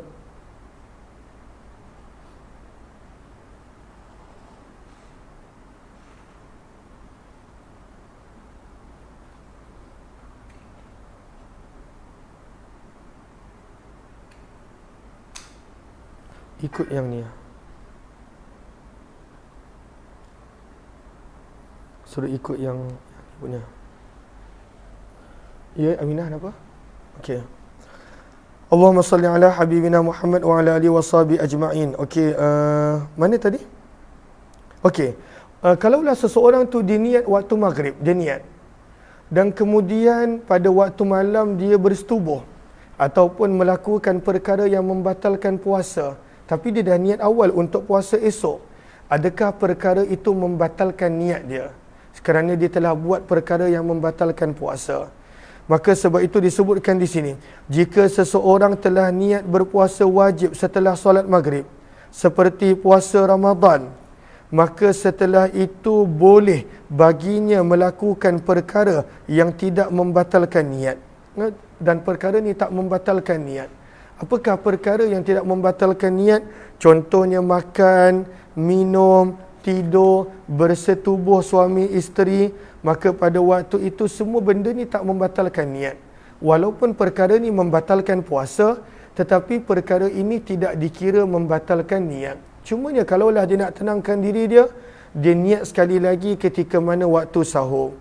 Yang dia tak boleh adalah pada waktu itu perkara yang membatalkan niat. Contohnya dia dah niat, lepas tu dia pun niat, tak naklah puasa esok, maka itu tak boleh. Maka perkara-perkara seperti bersetubuh, makan dan minum tidak membatalkan niat yang telah dibuat pada awal malam selepas daripada maghrib untuk puasa keesokan harinya. Okey.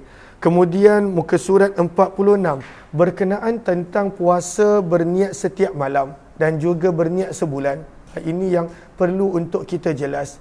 Maka kata para ulama, berniat puasa setiap malam adalah wajib. Sebab itu rukun dalam mazhab Syafi'i.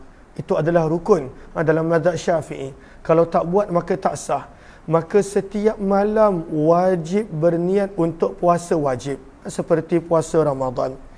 Namun disunnahkan, digalakkan untuk berniat pada malam pertama daripada bulan Ramadan mengikut pandangan Imam Malik, iaitu niat dalam hati untuk berpuasa selama sebulan penuh Ramadan.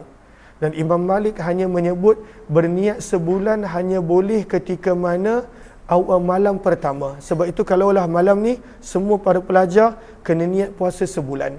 Kena niat puasa sebulan mengikut pandangan Imam Malik. Cuma adakah bila dah niat puasa sebulan maka tak payah niat setiap malam? Adakah begitu hukum dia? Ataupun masih kena niat setiap malam? Ya. Bila dah niat sebulan, adakah tak perlu niat setiap malam?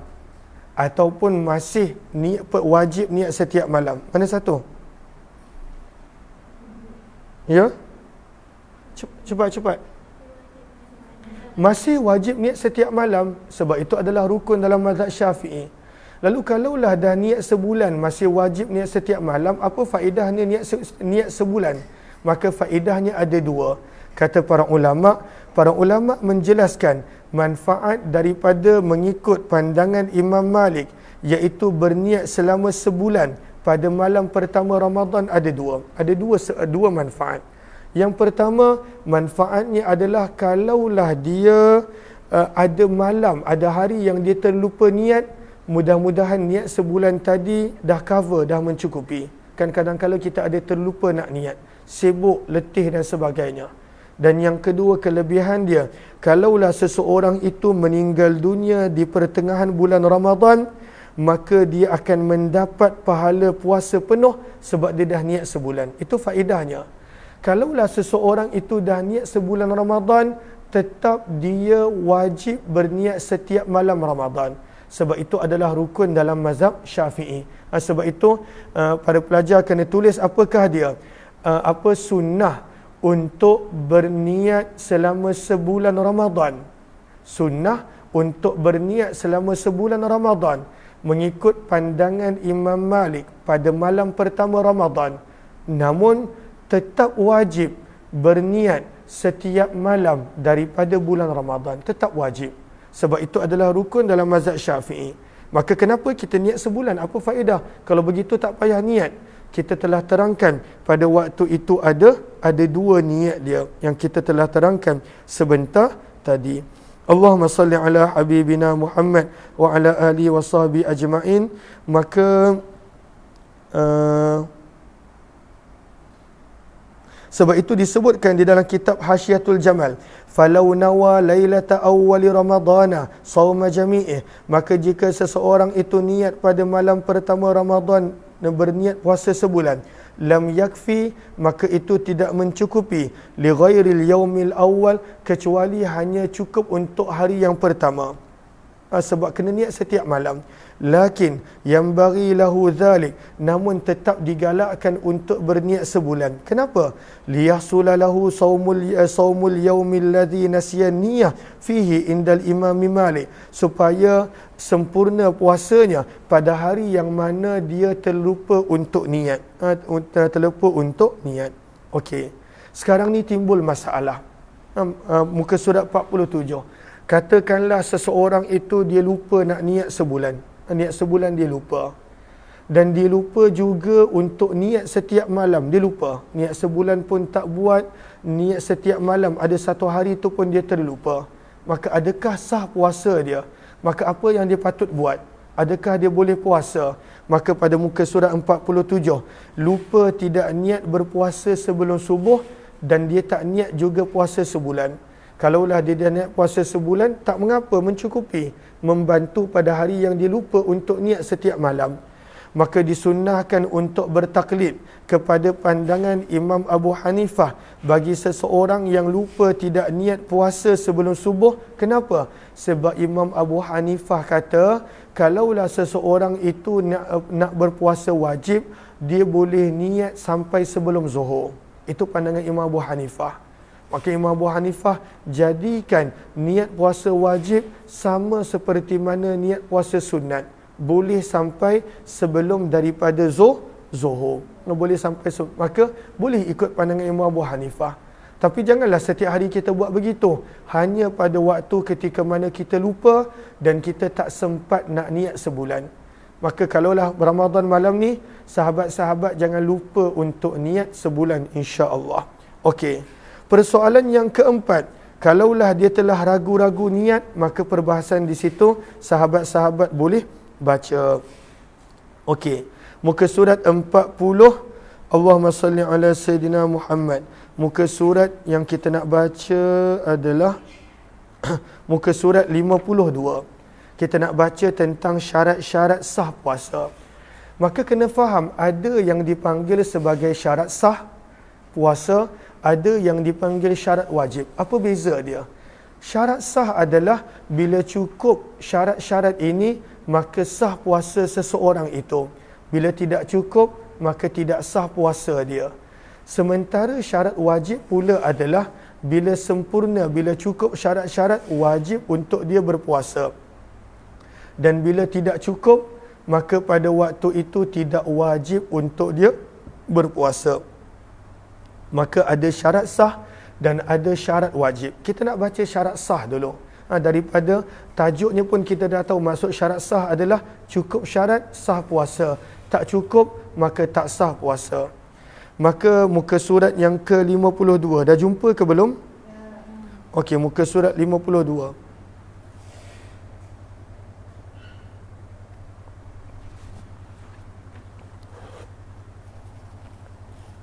Maka apakah syarat sah puasa? Ada 4. Apabila 4 syarat ini terdapat pada seseorang, maka barulah puasanya dihukumkan sah. Kalaulah ada salah satu syarat tak ada, maka tak sah puasa dia. Maka apakah yang pertama? Islam. Bererti orang yang bukan Islam kalau puasa, tak mengapa kalaulah dia nak belajar. Tetapi pada waktu itu tidaklah sah puasanya. Tidaklah sah puasanya. Yang kedua, berakal.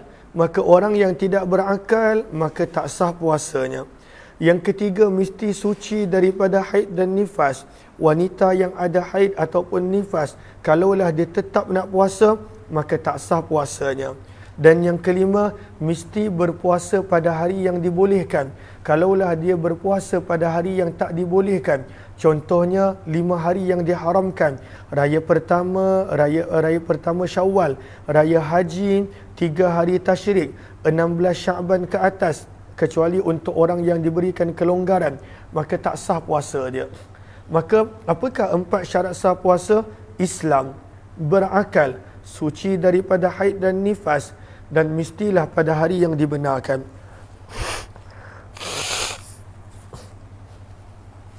Jelas ke jelas?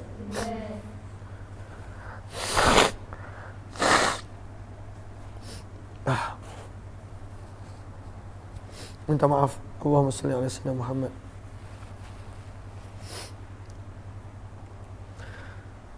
Kemudian kita nak ulang kaji berkenaan tentang syarat-syarat wajib puasa. Syarat wajib puasa pula ada 5. Syarat sah ada 4. Syarat wajib puasa ada 5. Kenapa penting untuk kita faham? Supaya kita boleh faham siapa yang sebenarnya wajib puasa dan siapa yang tidak. Banyak orang apabila dia tidak faham syarat-syarat ini, maka dia menyusahkan dirinya berpuasa dalam keadaan dia sebenarnya tak sepatutnya puasa. Nanti kita akan terangkan untuk kita fahamkan. Maka sebab itu para ulama gariskan supaya kita benar-benar pada waktu itu faham dan lakukan.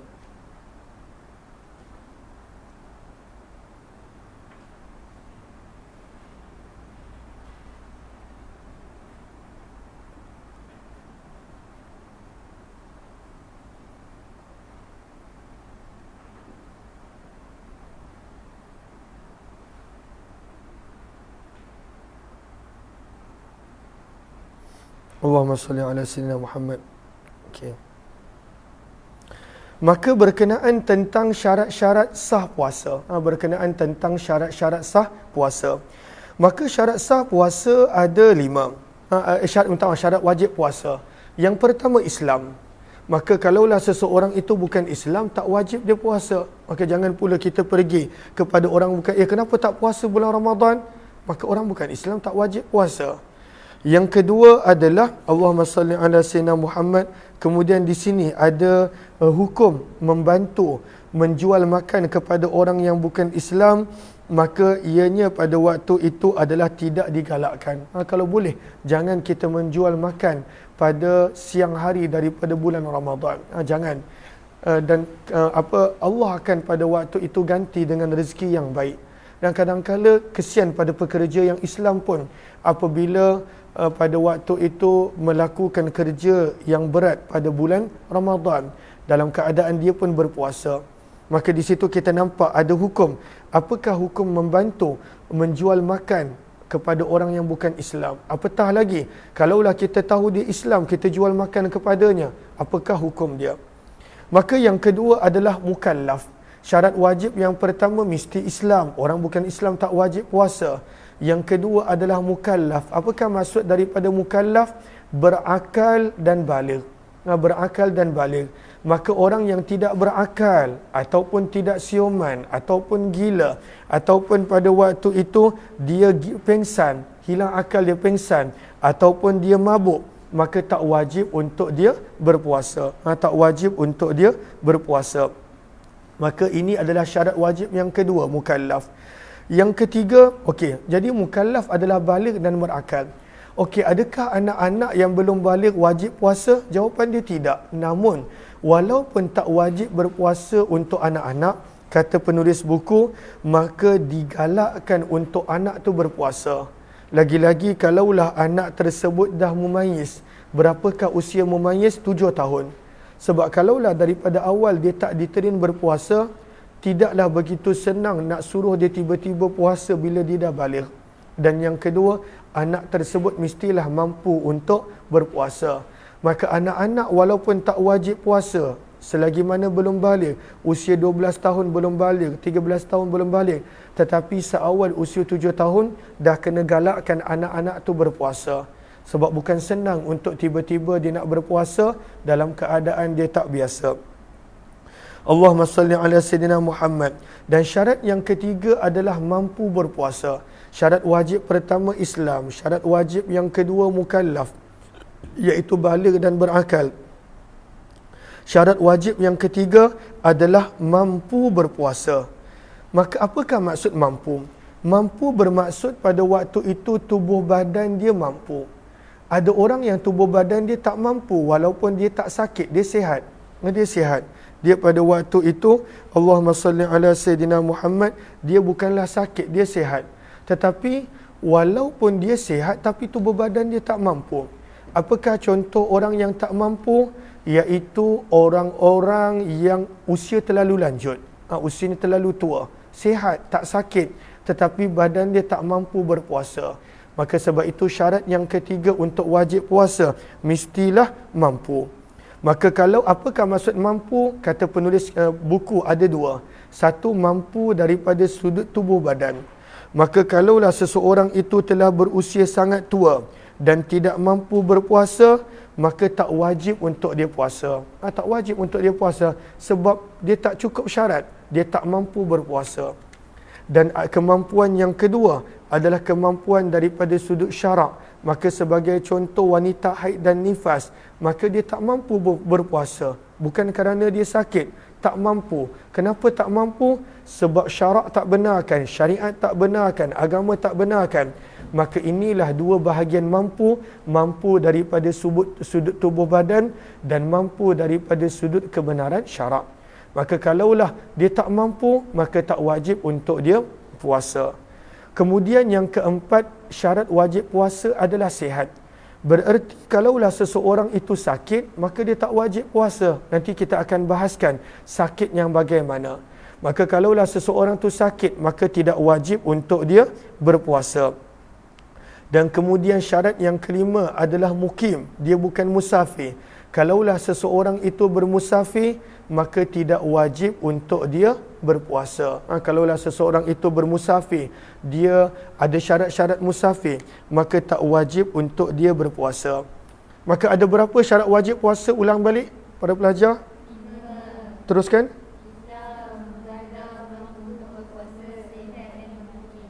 Dan juga mukim, bukan musafir. Kita nak pergi kepada syarat yang keempat, iaitu sihat.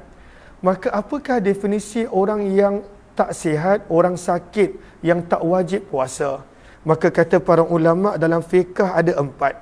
Ada empat yang dikira sebagai seseorang itu tak wajib berpuasa. Apakah empat tersebut? Sama-sama kita tengok muka surat 56.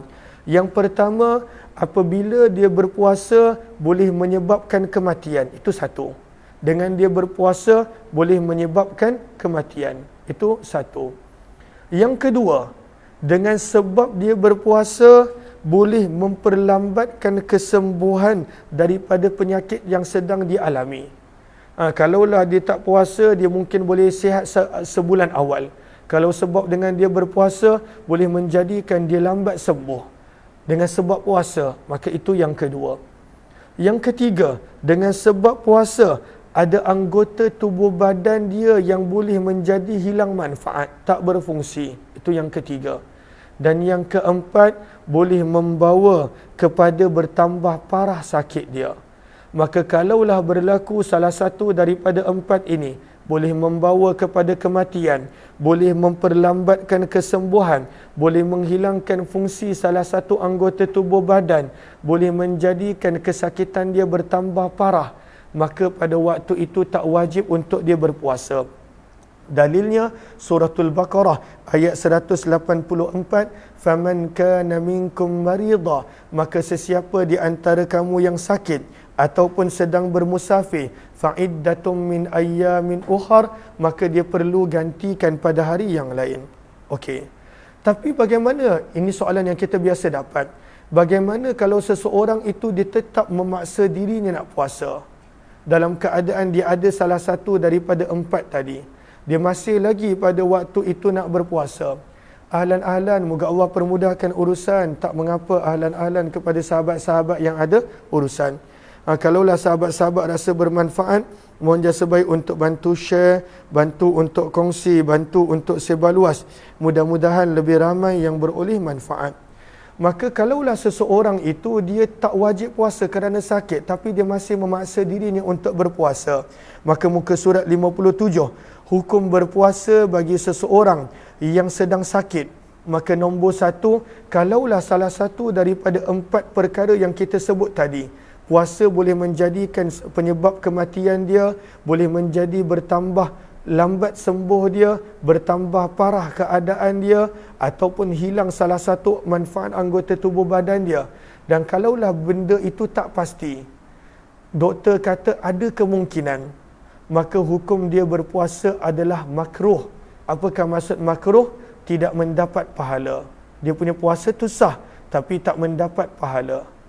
Dan yang kedua, kalaulah doktor kata dengan dia berpuasa salah satu daripada empat ini confirm berlaku, mesti berlaku, maka kata para ulama, jika yakin, maka pada waktu itu haram untuk dia berpuasa. Haram, tak boleh. Sebab dia memudaratkan diri dia. Al-Quran telah berikan kelonggaran, Nabi telah memberikan kelonggaran. Maka orang yang tetap berpuasa dalam keadaan yakin boleh berlaku salah satu daripada impak negatif tadi, maka pada waktu itu haram untuk dia berpuasa. Dan haram untuk dia tak berpuasa kalaulah sakit dia adalah sakit yang kecil-kecil, sesema, tangan luka, kepala terhantuk, tak ada apa-apa, maka haram untuk dia tak berpuasa. Berkenaan tentang musafir pula, musafir yang bagaimanakah yang dibenarkan untuk berbuka? Muka surat 58. Yang pertama, perjalanannya jauh, lebih daripada 82 km. Yang kedua, perjalanan dia bukan perjalanan maksiat. Yang ketiga, dia berniat untuk mengambil rukhsah kelonggaran. Yang keempat, dia tidak bernazar untuk berpuasa pada hari tersebut. Kalaulah memang dia bernazar untuk puasa pada Ramadan yang tertentu, maka pada waktu itu tak boleh untuk dia berbuka. Okey. Maka secara ringkasnya, bila kita dah faham syarat wajib, maka pada muka surat 59, siapakah golongan yang tak wajib puasa? Antaranya adalah orang yang sedang bermusafir, 1. Nombor 2, orang yang sedang sakit, mengikut salah satu daripada empat impak negatif tadi. Yang ketiga, orang yang tak mampu kerana usianya sudah lanjut walaupun dia sihat. Yang keempat, perempuan yang sedang hamil, mengandung dan dia tak mampu meskipun pada waktu itu daripada hasil zina dia mengandung. Yang kelima, perempuan yang sedang menyusukan bayi, yang mana pada waktu itu dia khawatir dan risaukan bayi dia. Dan yang keenam adalah orang yang sangat-sangat haus dan lapar, yang mana kalaulah dia berpuasa, maka boleh membahayakan dirinya dengan salah satu daripada impak negatif tadi, maka pada waktu itu dia tidak wajib untuk berpuasa. Okey, perbahasan pada muka surat 61 berkenaan tentang fidyah. Muka surat 61 berkenaan tentang fidyah.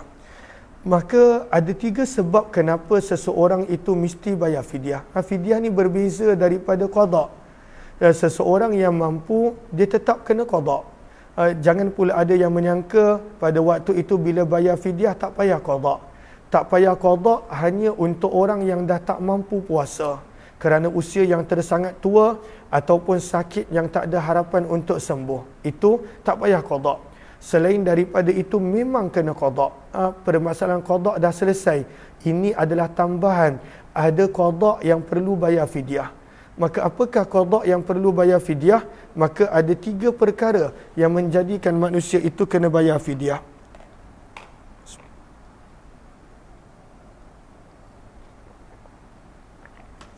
Maka pada muka surat 61, maka apakah itu fidyah? Fidyah adalah membayar kadar 750 gram beras kepada fakir miskin. Ada mesti kepada orang miskin. Kerana Al-Quran sebut fidyatun ta'amu miskin. Dia tak boleh bagi kepada anak yatim yang tak miskin. Dia tak boleh bayar fidyah kepada pelajar madrasah yang tak miskin. Dia tak boleh bayar fidyah kepada sesiapa kecuali mestilah orang miskin. Mesti diberikan kepada orang miskin. Maka kenapakah manusia kena bayar fidyah? Maka ada 3 sebab. Yang pertama, kena faham betul-betul fawatu nafsis saum. Orang yang mana tak mampu dan sakit yang dia tak mampu untuk qada puasa dia. Maka apakah situasi dia? Seorang yang usia dia sangat-sangat tua dan memang dah tak mampu nak puasa. Maka orang ni kena bayar fidyah. Setiap hari 1 fidyah. Yang kedua, yang termasuk juga dalam kategori ini, orang yang sakit dan tak ada harapan nak sembuh, ataupun pada waktu itu dia tak sembuh-sembuh meninggal dunia, maka dia tak wajib untuk qada, dia hanya perlu untuk bayar setiap hari 1 fidyah. Kenapa? Kerana dia memang tak boleh nak qada puasa dia. Dikenali sebagai fawatu terlepas nafsis saum, pada waktu itu kekuatan ataupun kemampuan untuk berpuasa Ramadan itu sendiri. Walaupun qada, dia tak mampu.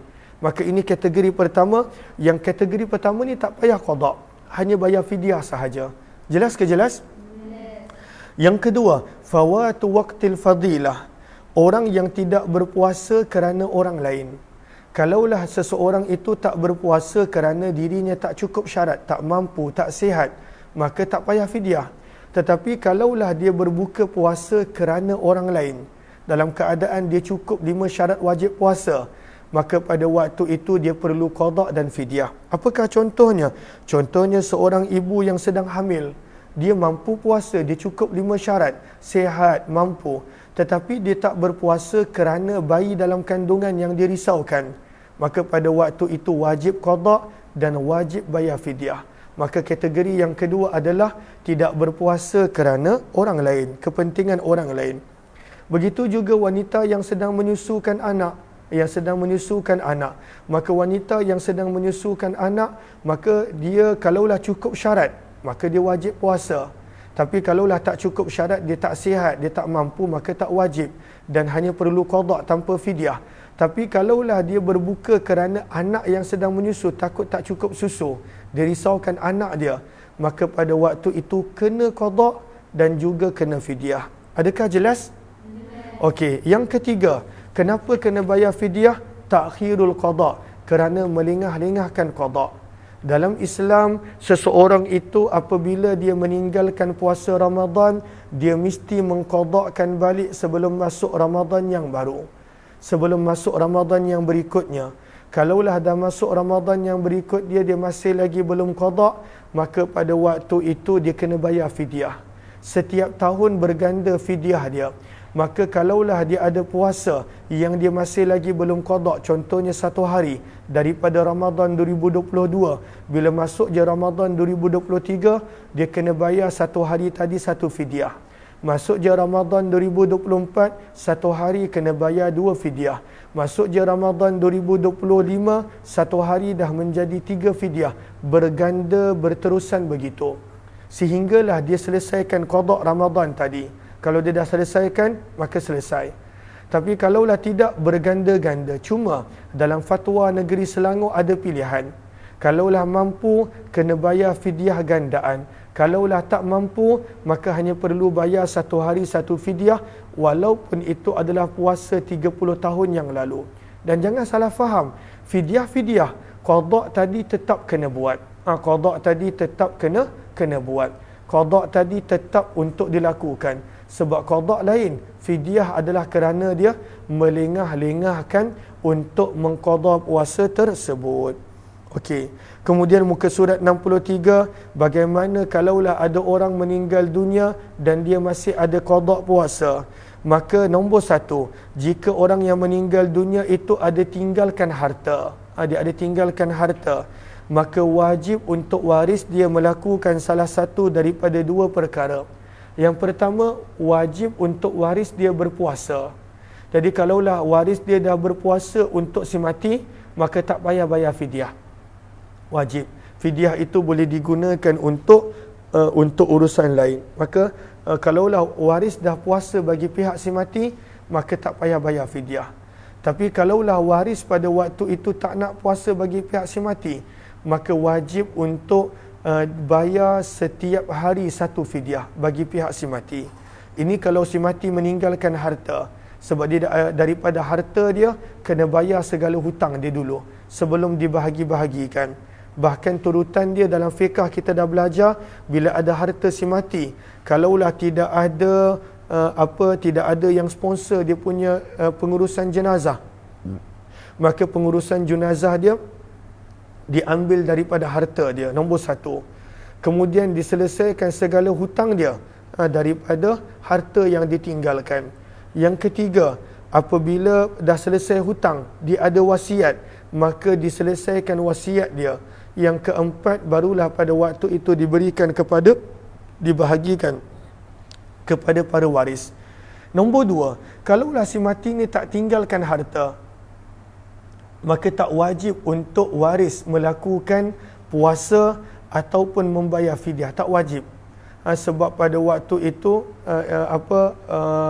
hanya wajib apabila dia ada tinggalkan harta. Cuma kita yang sayang keluarga, kita akan puasa ataupun kita akan bayar fidyah untuk ibu bapa kita, keluarga kita yang telah meninggal dunia. Allahumma salli ala sayyidina Muhammad.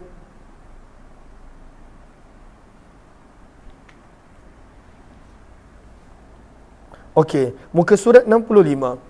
Maka daripada sini kita belajar, kalaulah seseorang tu meninggal dunia, maka ada dua cara untuk bantu dia. Sama ada berpuasa bagi pihak dia, ataupun pada waktu itu bayar fidyah bagi pihak dia. Timbul soalan pada muka surat 65, perenggan yang kedua.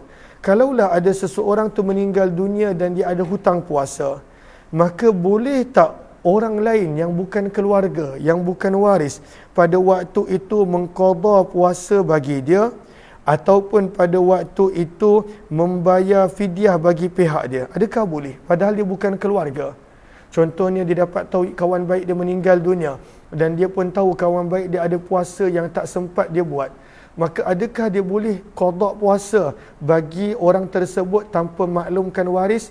Jawapannya adalah tidak sah, tidak boleh. Dia kena minta izin daripada keluarga si mati dulu. Dia kena maklumkan kepada waris terlebih dahulu. Maka tidak boleh.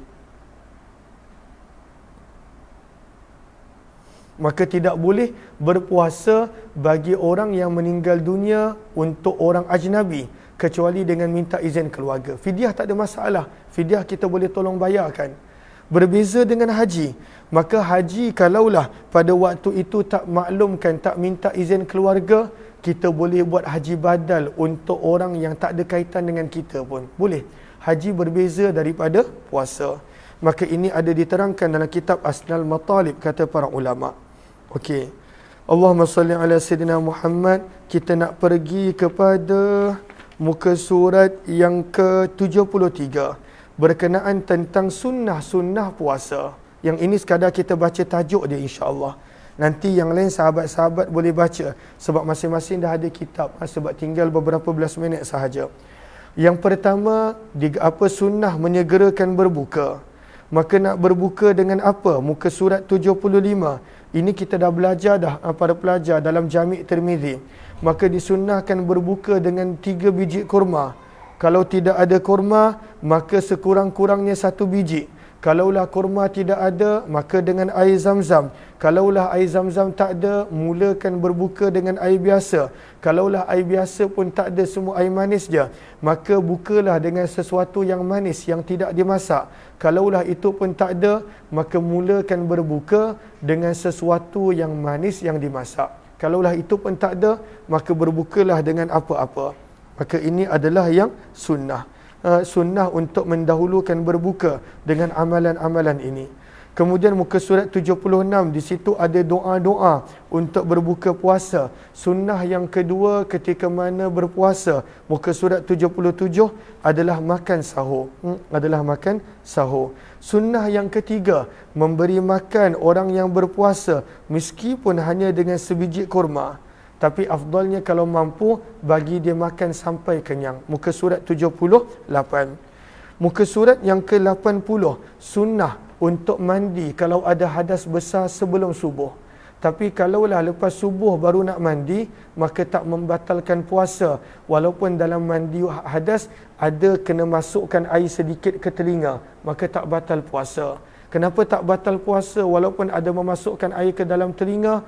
Kerana Nabi SAW pernah mandi hadas selepas masuknya waktu subuh. Hadis riwayat Bukhari, anna Rasulullah SAW kana yudrikuhul fajru, Nabi mandi ketika mana telah masuknya fajar dalam keadaan baginda junub daripada keluarga baginda, thumma yaghtasil, kemudian baginda mandi, wa yasum, dan Nabi teruskan puasa. Maka tak batal kalaulah dimandi wajib hanya selepas subuh. Yang kelima, sunnah untuk jaga ibadah setiap malam, terutamanya solat tarawih. Yang keenam, istiqamah melaksanakan solat witir. Dan kemudian Allahumma salli ala Sayyidina Muhammad. Yang ketujuh adalah memperbanyakkan membaca Al-Quran, tadabbur Al-Quran, dan mengamalkan isi kandungan Al-Quran.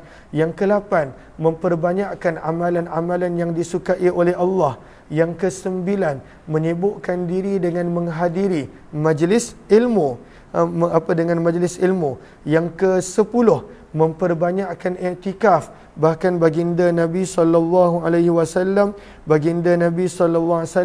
beriktikaf pada 10 malam terakhir Ramadan.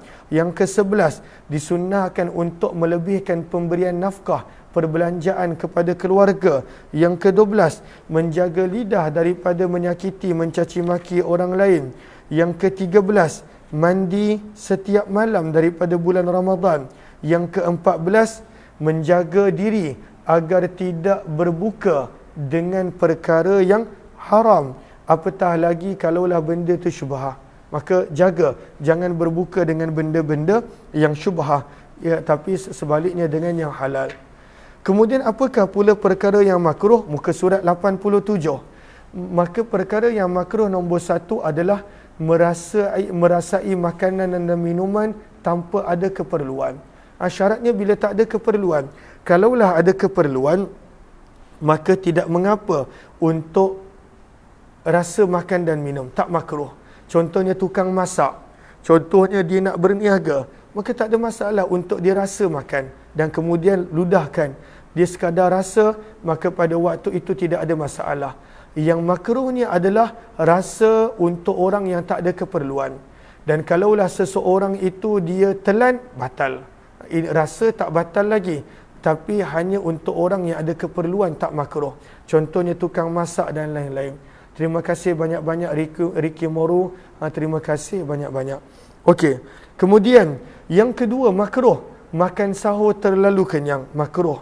Yang ketiga, terlalu banyak tidur pada waktu siang. Yang keempat, memakai celak pada siang hari, maka makruh, tak batal sebab mata bukan rongga terbuka, tetapi makruh. Yang kelima, memakai wangi-wangian yang pada waktu itu berlebihan. Yang keenam, bersugi selepas daripada masuknya waktu zuhur, maka ini adalah makruh. Namun ada pandangan juga dalam mazhab Syafi'i yang mana tidak makruh. Tidak makruh. Maka Imam Nawawi punya pandangan akhir muka surat 88, maka tidak makruh untuk bersugi sepanjang hari. Cumanya kalaulah kita berus gigi, maka itu berhati-hati. Sebab bila berus gigi, ubat gigi tersebut dia ada rasa dia. Maka kalaulah kita tidak berkumur betul-betul dan masih lagi ada rasa dan ada sesuatu yang kita telan daripadanya, maka khawatir pada waktu itu boleh merosakkan puasa.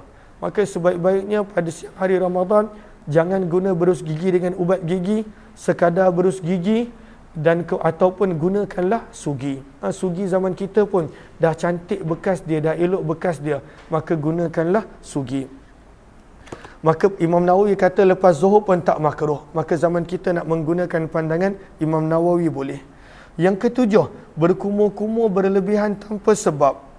Kemudian yang ke-8, melakukan bekam. Bekam tak batal puasa, cuma adalah makruh kerana khawatir boleh melemahkan tubuh badan. Kemudian kita nak baca pada muka surat yang ke-104. Yang ini semua adalah berkenaan tentang perkara yang boleh merosakkan pahala puasa. Dan kita nak terus pergi kepada perkara-perkara yang membatalkan puasa. Ahlan-ahlan kepada sahabat-sahabat yang bersama dalam ulang kaji, terima kasih. Moga Allah balas dengan sebaik-baik kebaikan dan ganjaran. Terima kasih kepada yang beri gift, yang beri star. Terima kasih kepada semua. Okey. Maka perkara yang membatalkan puasa, dia bukan sekadar Atiyah, kenapa? Sini. Okey. Apakah perkara yang membatalkan puasa? Jumpa tak muka surat 104? Maka yang pertama adalah murtad. Murtad membatalkan puasa sebab dia dah terkeluar daripada Islam. Syarat sah puasa mestilah Islam. Maka murtad membatalkan puasa. Yang kedua, keluarnya darah haid, nifas ataupun dia melahirkan. Kalaulah dia sedang puasa, tiba-tiba waktu tengah puasa bayi keluar, maka batal puasanya. Maka ini termasuk di dalam syarat sah puasa, bahawa mestilah bersih daripada haid dan nifas. Maka ini adalah yang kedua. Yang ketiga, seseorang yang gila. Maka orang yang gila, maka pada waktu itu batal puasa dia. Orang yang gila, batal puasa dia. Orang yang keempat, mabuk dan pingsan, batal puasa. Cumanya dekat bawah tu pada pelajar boleh baca perbezaan pendapat di antara Imam Ramli dan Imam Ibn Hajar Al-Haythami berkenaan tentang pingsan tahap bagaimana. Maka mabuk dan pingsan boleh membatalkan puasa. Namun dia ada syarah detail, penjelasan yang lebih detail. Kemudian yang kelima, mengeluarkan air mani secara onani, melancap, maka pada waktu itu batal puasa. Walaupun menggunakan tangan isteri, tangan pasangan, maka batal puasa. Tapi kalaulah air mani keluar bukan kerana perbuatan dia, seperti mana tidur dan mimpi air mani keluar, maka pada waktu itu tak batal puasa. Yang keenam, makan dan minum dengan sengaja. Kalaulah tidak sengaja, maka tidak batal puasa. Yang ketujuh, muntah dengan sengaja. Berdasarkan hadis riwayat Abu Daud yang mana sabda Nabi, man zara'ahul qai' fala qada'a alaih. Orang yang muntah tidak sengaja, tidak perlu untuk qada', puasa dia sah. Wa man istaqa'a, dan seseorang yang memaksa dirinya untuk muntah, dia muntah dengan sengaja, maka fa'alaihil qada', dia perlu untuk qada'. Maka muntah dengan sengaja pada waktu itu adalah membatalkan puasa. Muntah dengan sengaja membatalkan puasa. Yang ke-8, perkara yang membatalkan puasa, bersetubuh pada siang hari bulan Ramadan. Dia bukan sekadar membatalkan puasa, tetapi mewajibkan kafarah. Apakah kafarah untuk orang yang, Allahumma salli ala Sayyidina Muhammad, untuk orang yang jima' pada siang hari Ramadan? Sebentar. Muka surat 117. Kita baca muka surat 117. Maka kalaulah seseorang itu dengan sengaja dia bersetubuh pada siang hari Ramadan, kalau malam tak ada masalah. Uhilla lakum lailatas siyamir rafathu ila nisaikum. Tetapi dia buat pada waktu siang, maka yang pertama berdosa, dan dosa besar pada waktu itu yang pertama. Yang kedua, walaupun puasa dia dah batal, dia wajib untuk tak boleh makan dan minum sampailah waktu berbuka. Yang kedua, bila tiba waktu dia, kerana dia dah buat dosa, dia kena segera untuk qadakkan bila berakhirnya Ramadan. Dan yang keempat, dia layak mendapat takzir, hukuman daripada pemerintah kalaulah pada waktu itu dia tidak bertaubat. Dan yang kelima, yang kena kafarah hanyalah lelaki. Yang perempuan tidak kena kafarah. Apakah kafarah orang yang bersetubuh pada siang hari Ramadan? Yang pertama, merdekakan hamba. Tapi zaman kita dah tak ada hamba. Maka yang kedua, dia kena berpuasa 2 bulan berturut-turut. 2 bulan berturut-turut kena puasa. Kalaulah ada hari yang terputus, kena mula balik daripada awal. Sebagai peringatan untuk dia, maka 2 bulan berturut-turut dia kena berpuasa. Kemudian muka surat 118, adapun perempuan, maka tidak wajib baginya untuk kafarah. Hanya pada waktu itu suami sahaja. Kemudian akhir muka surat 118, kalaulah pada hari yang sama, kalaulah pada waktu itu dia bersetubuh 2 kali dalam tempoh 2 hari, maka pada waktu itu adalah 2 kafarah. 2 kafarah kena buat. Tapi kalaulah dalam 1 hari banyak kali, maka hanya 1 kafarah. Maka kalaulah bersetubuh 2 hari berbeza, maka suami tadi kena 2 kafarah. Tapi kalaulah bersetubuh pada hari yang sama, dia buat banyak pusingan, ada first half, second half, maka pada waktu itu hanya 1 kafarah. Kemudian kita kembali pada muka surat 107. Perkara yang ke-9 yang membatalkan puasa adalah memasukkan sesuatu yang berbentuk jirim ke dalam rongga badan yang terbuka. Memasukkan sesuatu yang berbentuk ke dalam rongga badan yang terbuka. Ahlan-ahlan kepada sahabat-sahabat yang baru join, mohon jasa baik untuk bantu share, bantu untuk kongsi, bantu untuk sebar luas. Mudah-mudahan lebih ramai yang beroleh manfaat.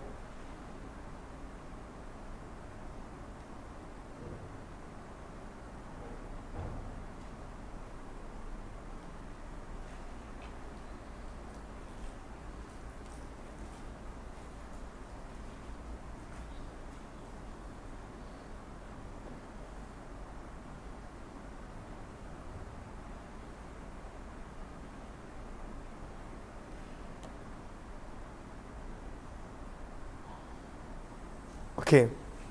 Maka apakah yang ke-9? Memasukkan sesuatu yang berjirim, berzat, berbentuk ke dalam rongga badan yang terbuka. Maka apakah rongga badan yang terbuka? Diberikan di situ kemaluan depan. Kemudian muka surat seterusnya, kemaluan belakang, mulut, bahagian dalam hidung dan bahagian dalam telinga. Maka ini adalah rongga terbuka. Maka kalaulah dia titiskan ubat mata, maka itu tidak membatalkan puasa sebab mata tidak dikira sebagai rongga terbuka. Begitu juga kalaulah dia mengambil injection, muka surat 108, dia mengambil jarum suntik, maka tak batal puasa kerana itu bukanlah rongga yang terbuka. Kecuali pada waktu itu kalaulah Allahumma salli ala Sayyidina Muhammad, ianya bukan makan. Tapi kalaulah pada waktu itu yang diinjek adalah cairan makan, maka batal puasa dia. Sebab dia suntikkan cairan makanan. Dan kemudian janganlah disuntik pada urat yang berongga. Suntik pada urat yang tidak berongga. Apakah hukum menelan ludah ketika mana puasa? Kalaulah ludah itu telah keluar daripada batasan rongga mulut, maka boleh batal puasa sebab dikira dah memasukkan sesuatu ke dalam rongga mulut. Kemudian permasalahan yang lain kita dah selesai dah insya-Allah. Maka mudah-mudahan adanya manfaat dalam tempoh 2 jam yang kita bersama berkenaan tentang Lailatul Qadar, berkenaan tentang perkara-perkara Syawal. InsyaAllah kita akan ambil masa yang lain untuk kita sama-sama kongsikan. Mudah-mudahan adanya manfaat dan kebaikan. Terima kasih kepada sahabat-sahabat yang bersama dalam tempoh 2 jam ini. Wabillahi taufiq wal hidayah. Assalamualaikum warahmatullahi wabarakatuh. Jumpa lagi insya-Allah. Nanti kalaulah ada yang nak ulang balik, nanti kita akan uploadkan di YouTube insya-Allah. Terima kasih semua, dan bermula daripada malam ini, kalaulah malam ini 1 Ramadan, pembacaan kitab Tirmizi pada bulan Ramadan akan dilakukan pada 12.30 malam hingga jam 3 pagi. InsyaAllah, cuma akan ada rehat dan sebagainya, dan pada waktu siang tidak ada pembacaan Jami' Tirmizi. Wallahu alam, mudah-mudahan kita dapat hidupkan malam-malam Ramadan.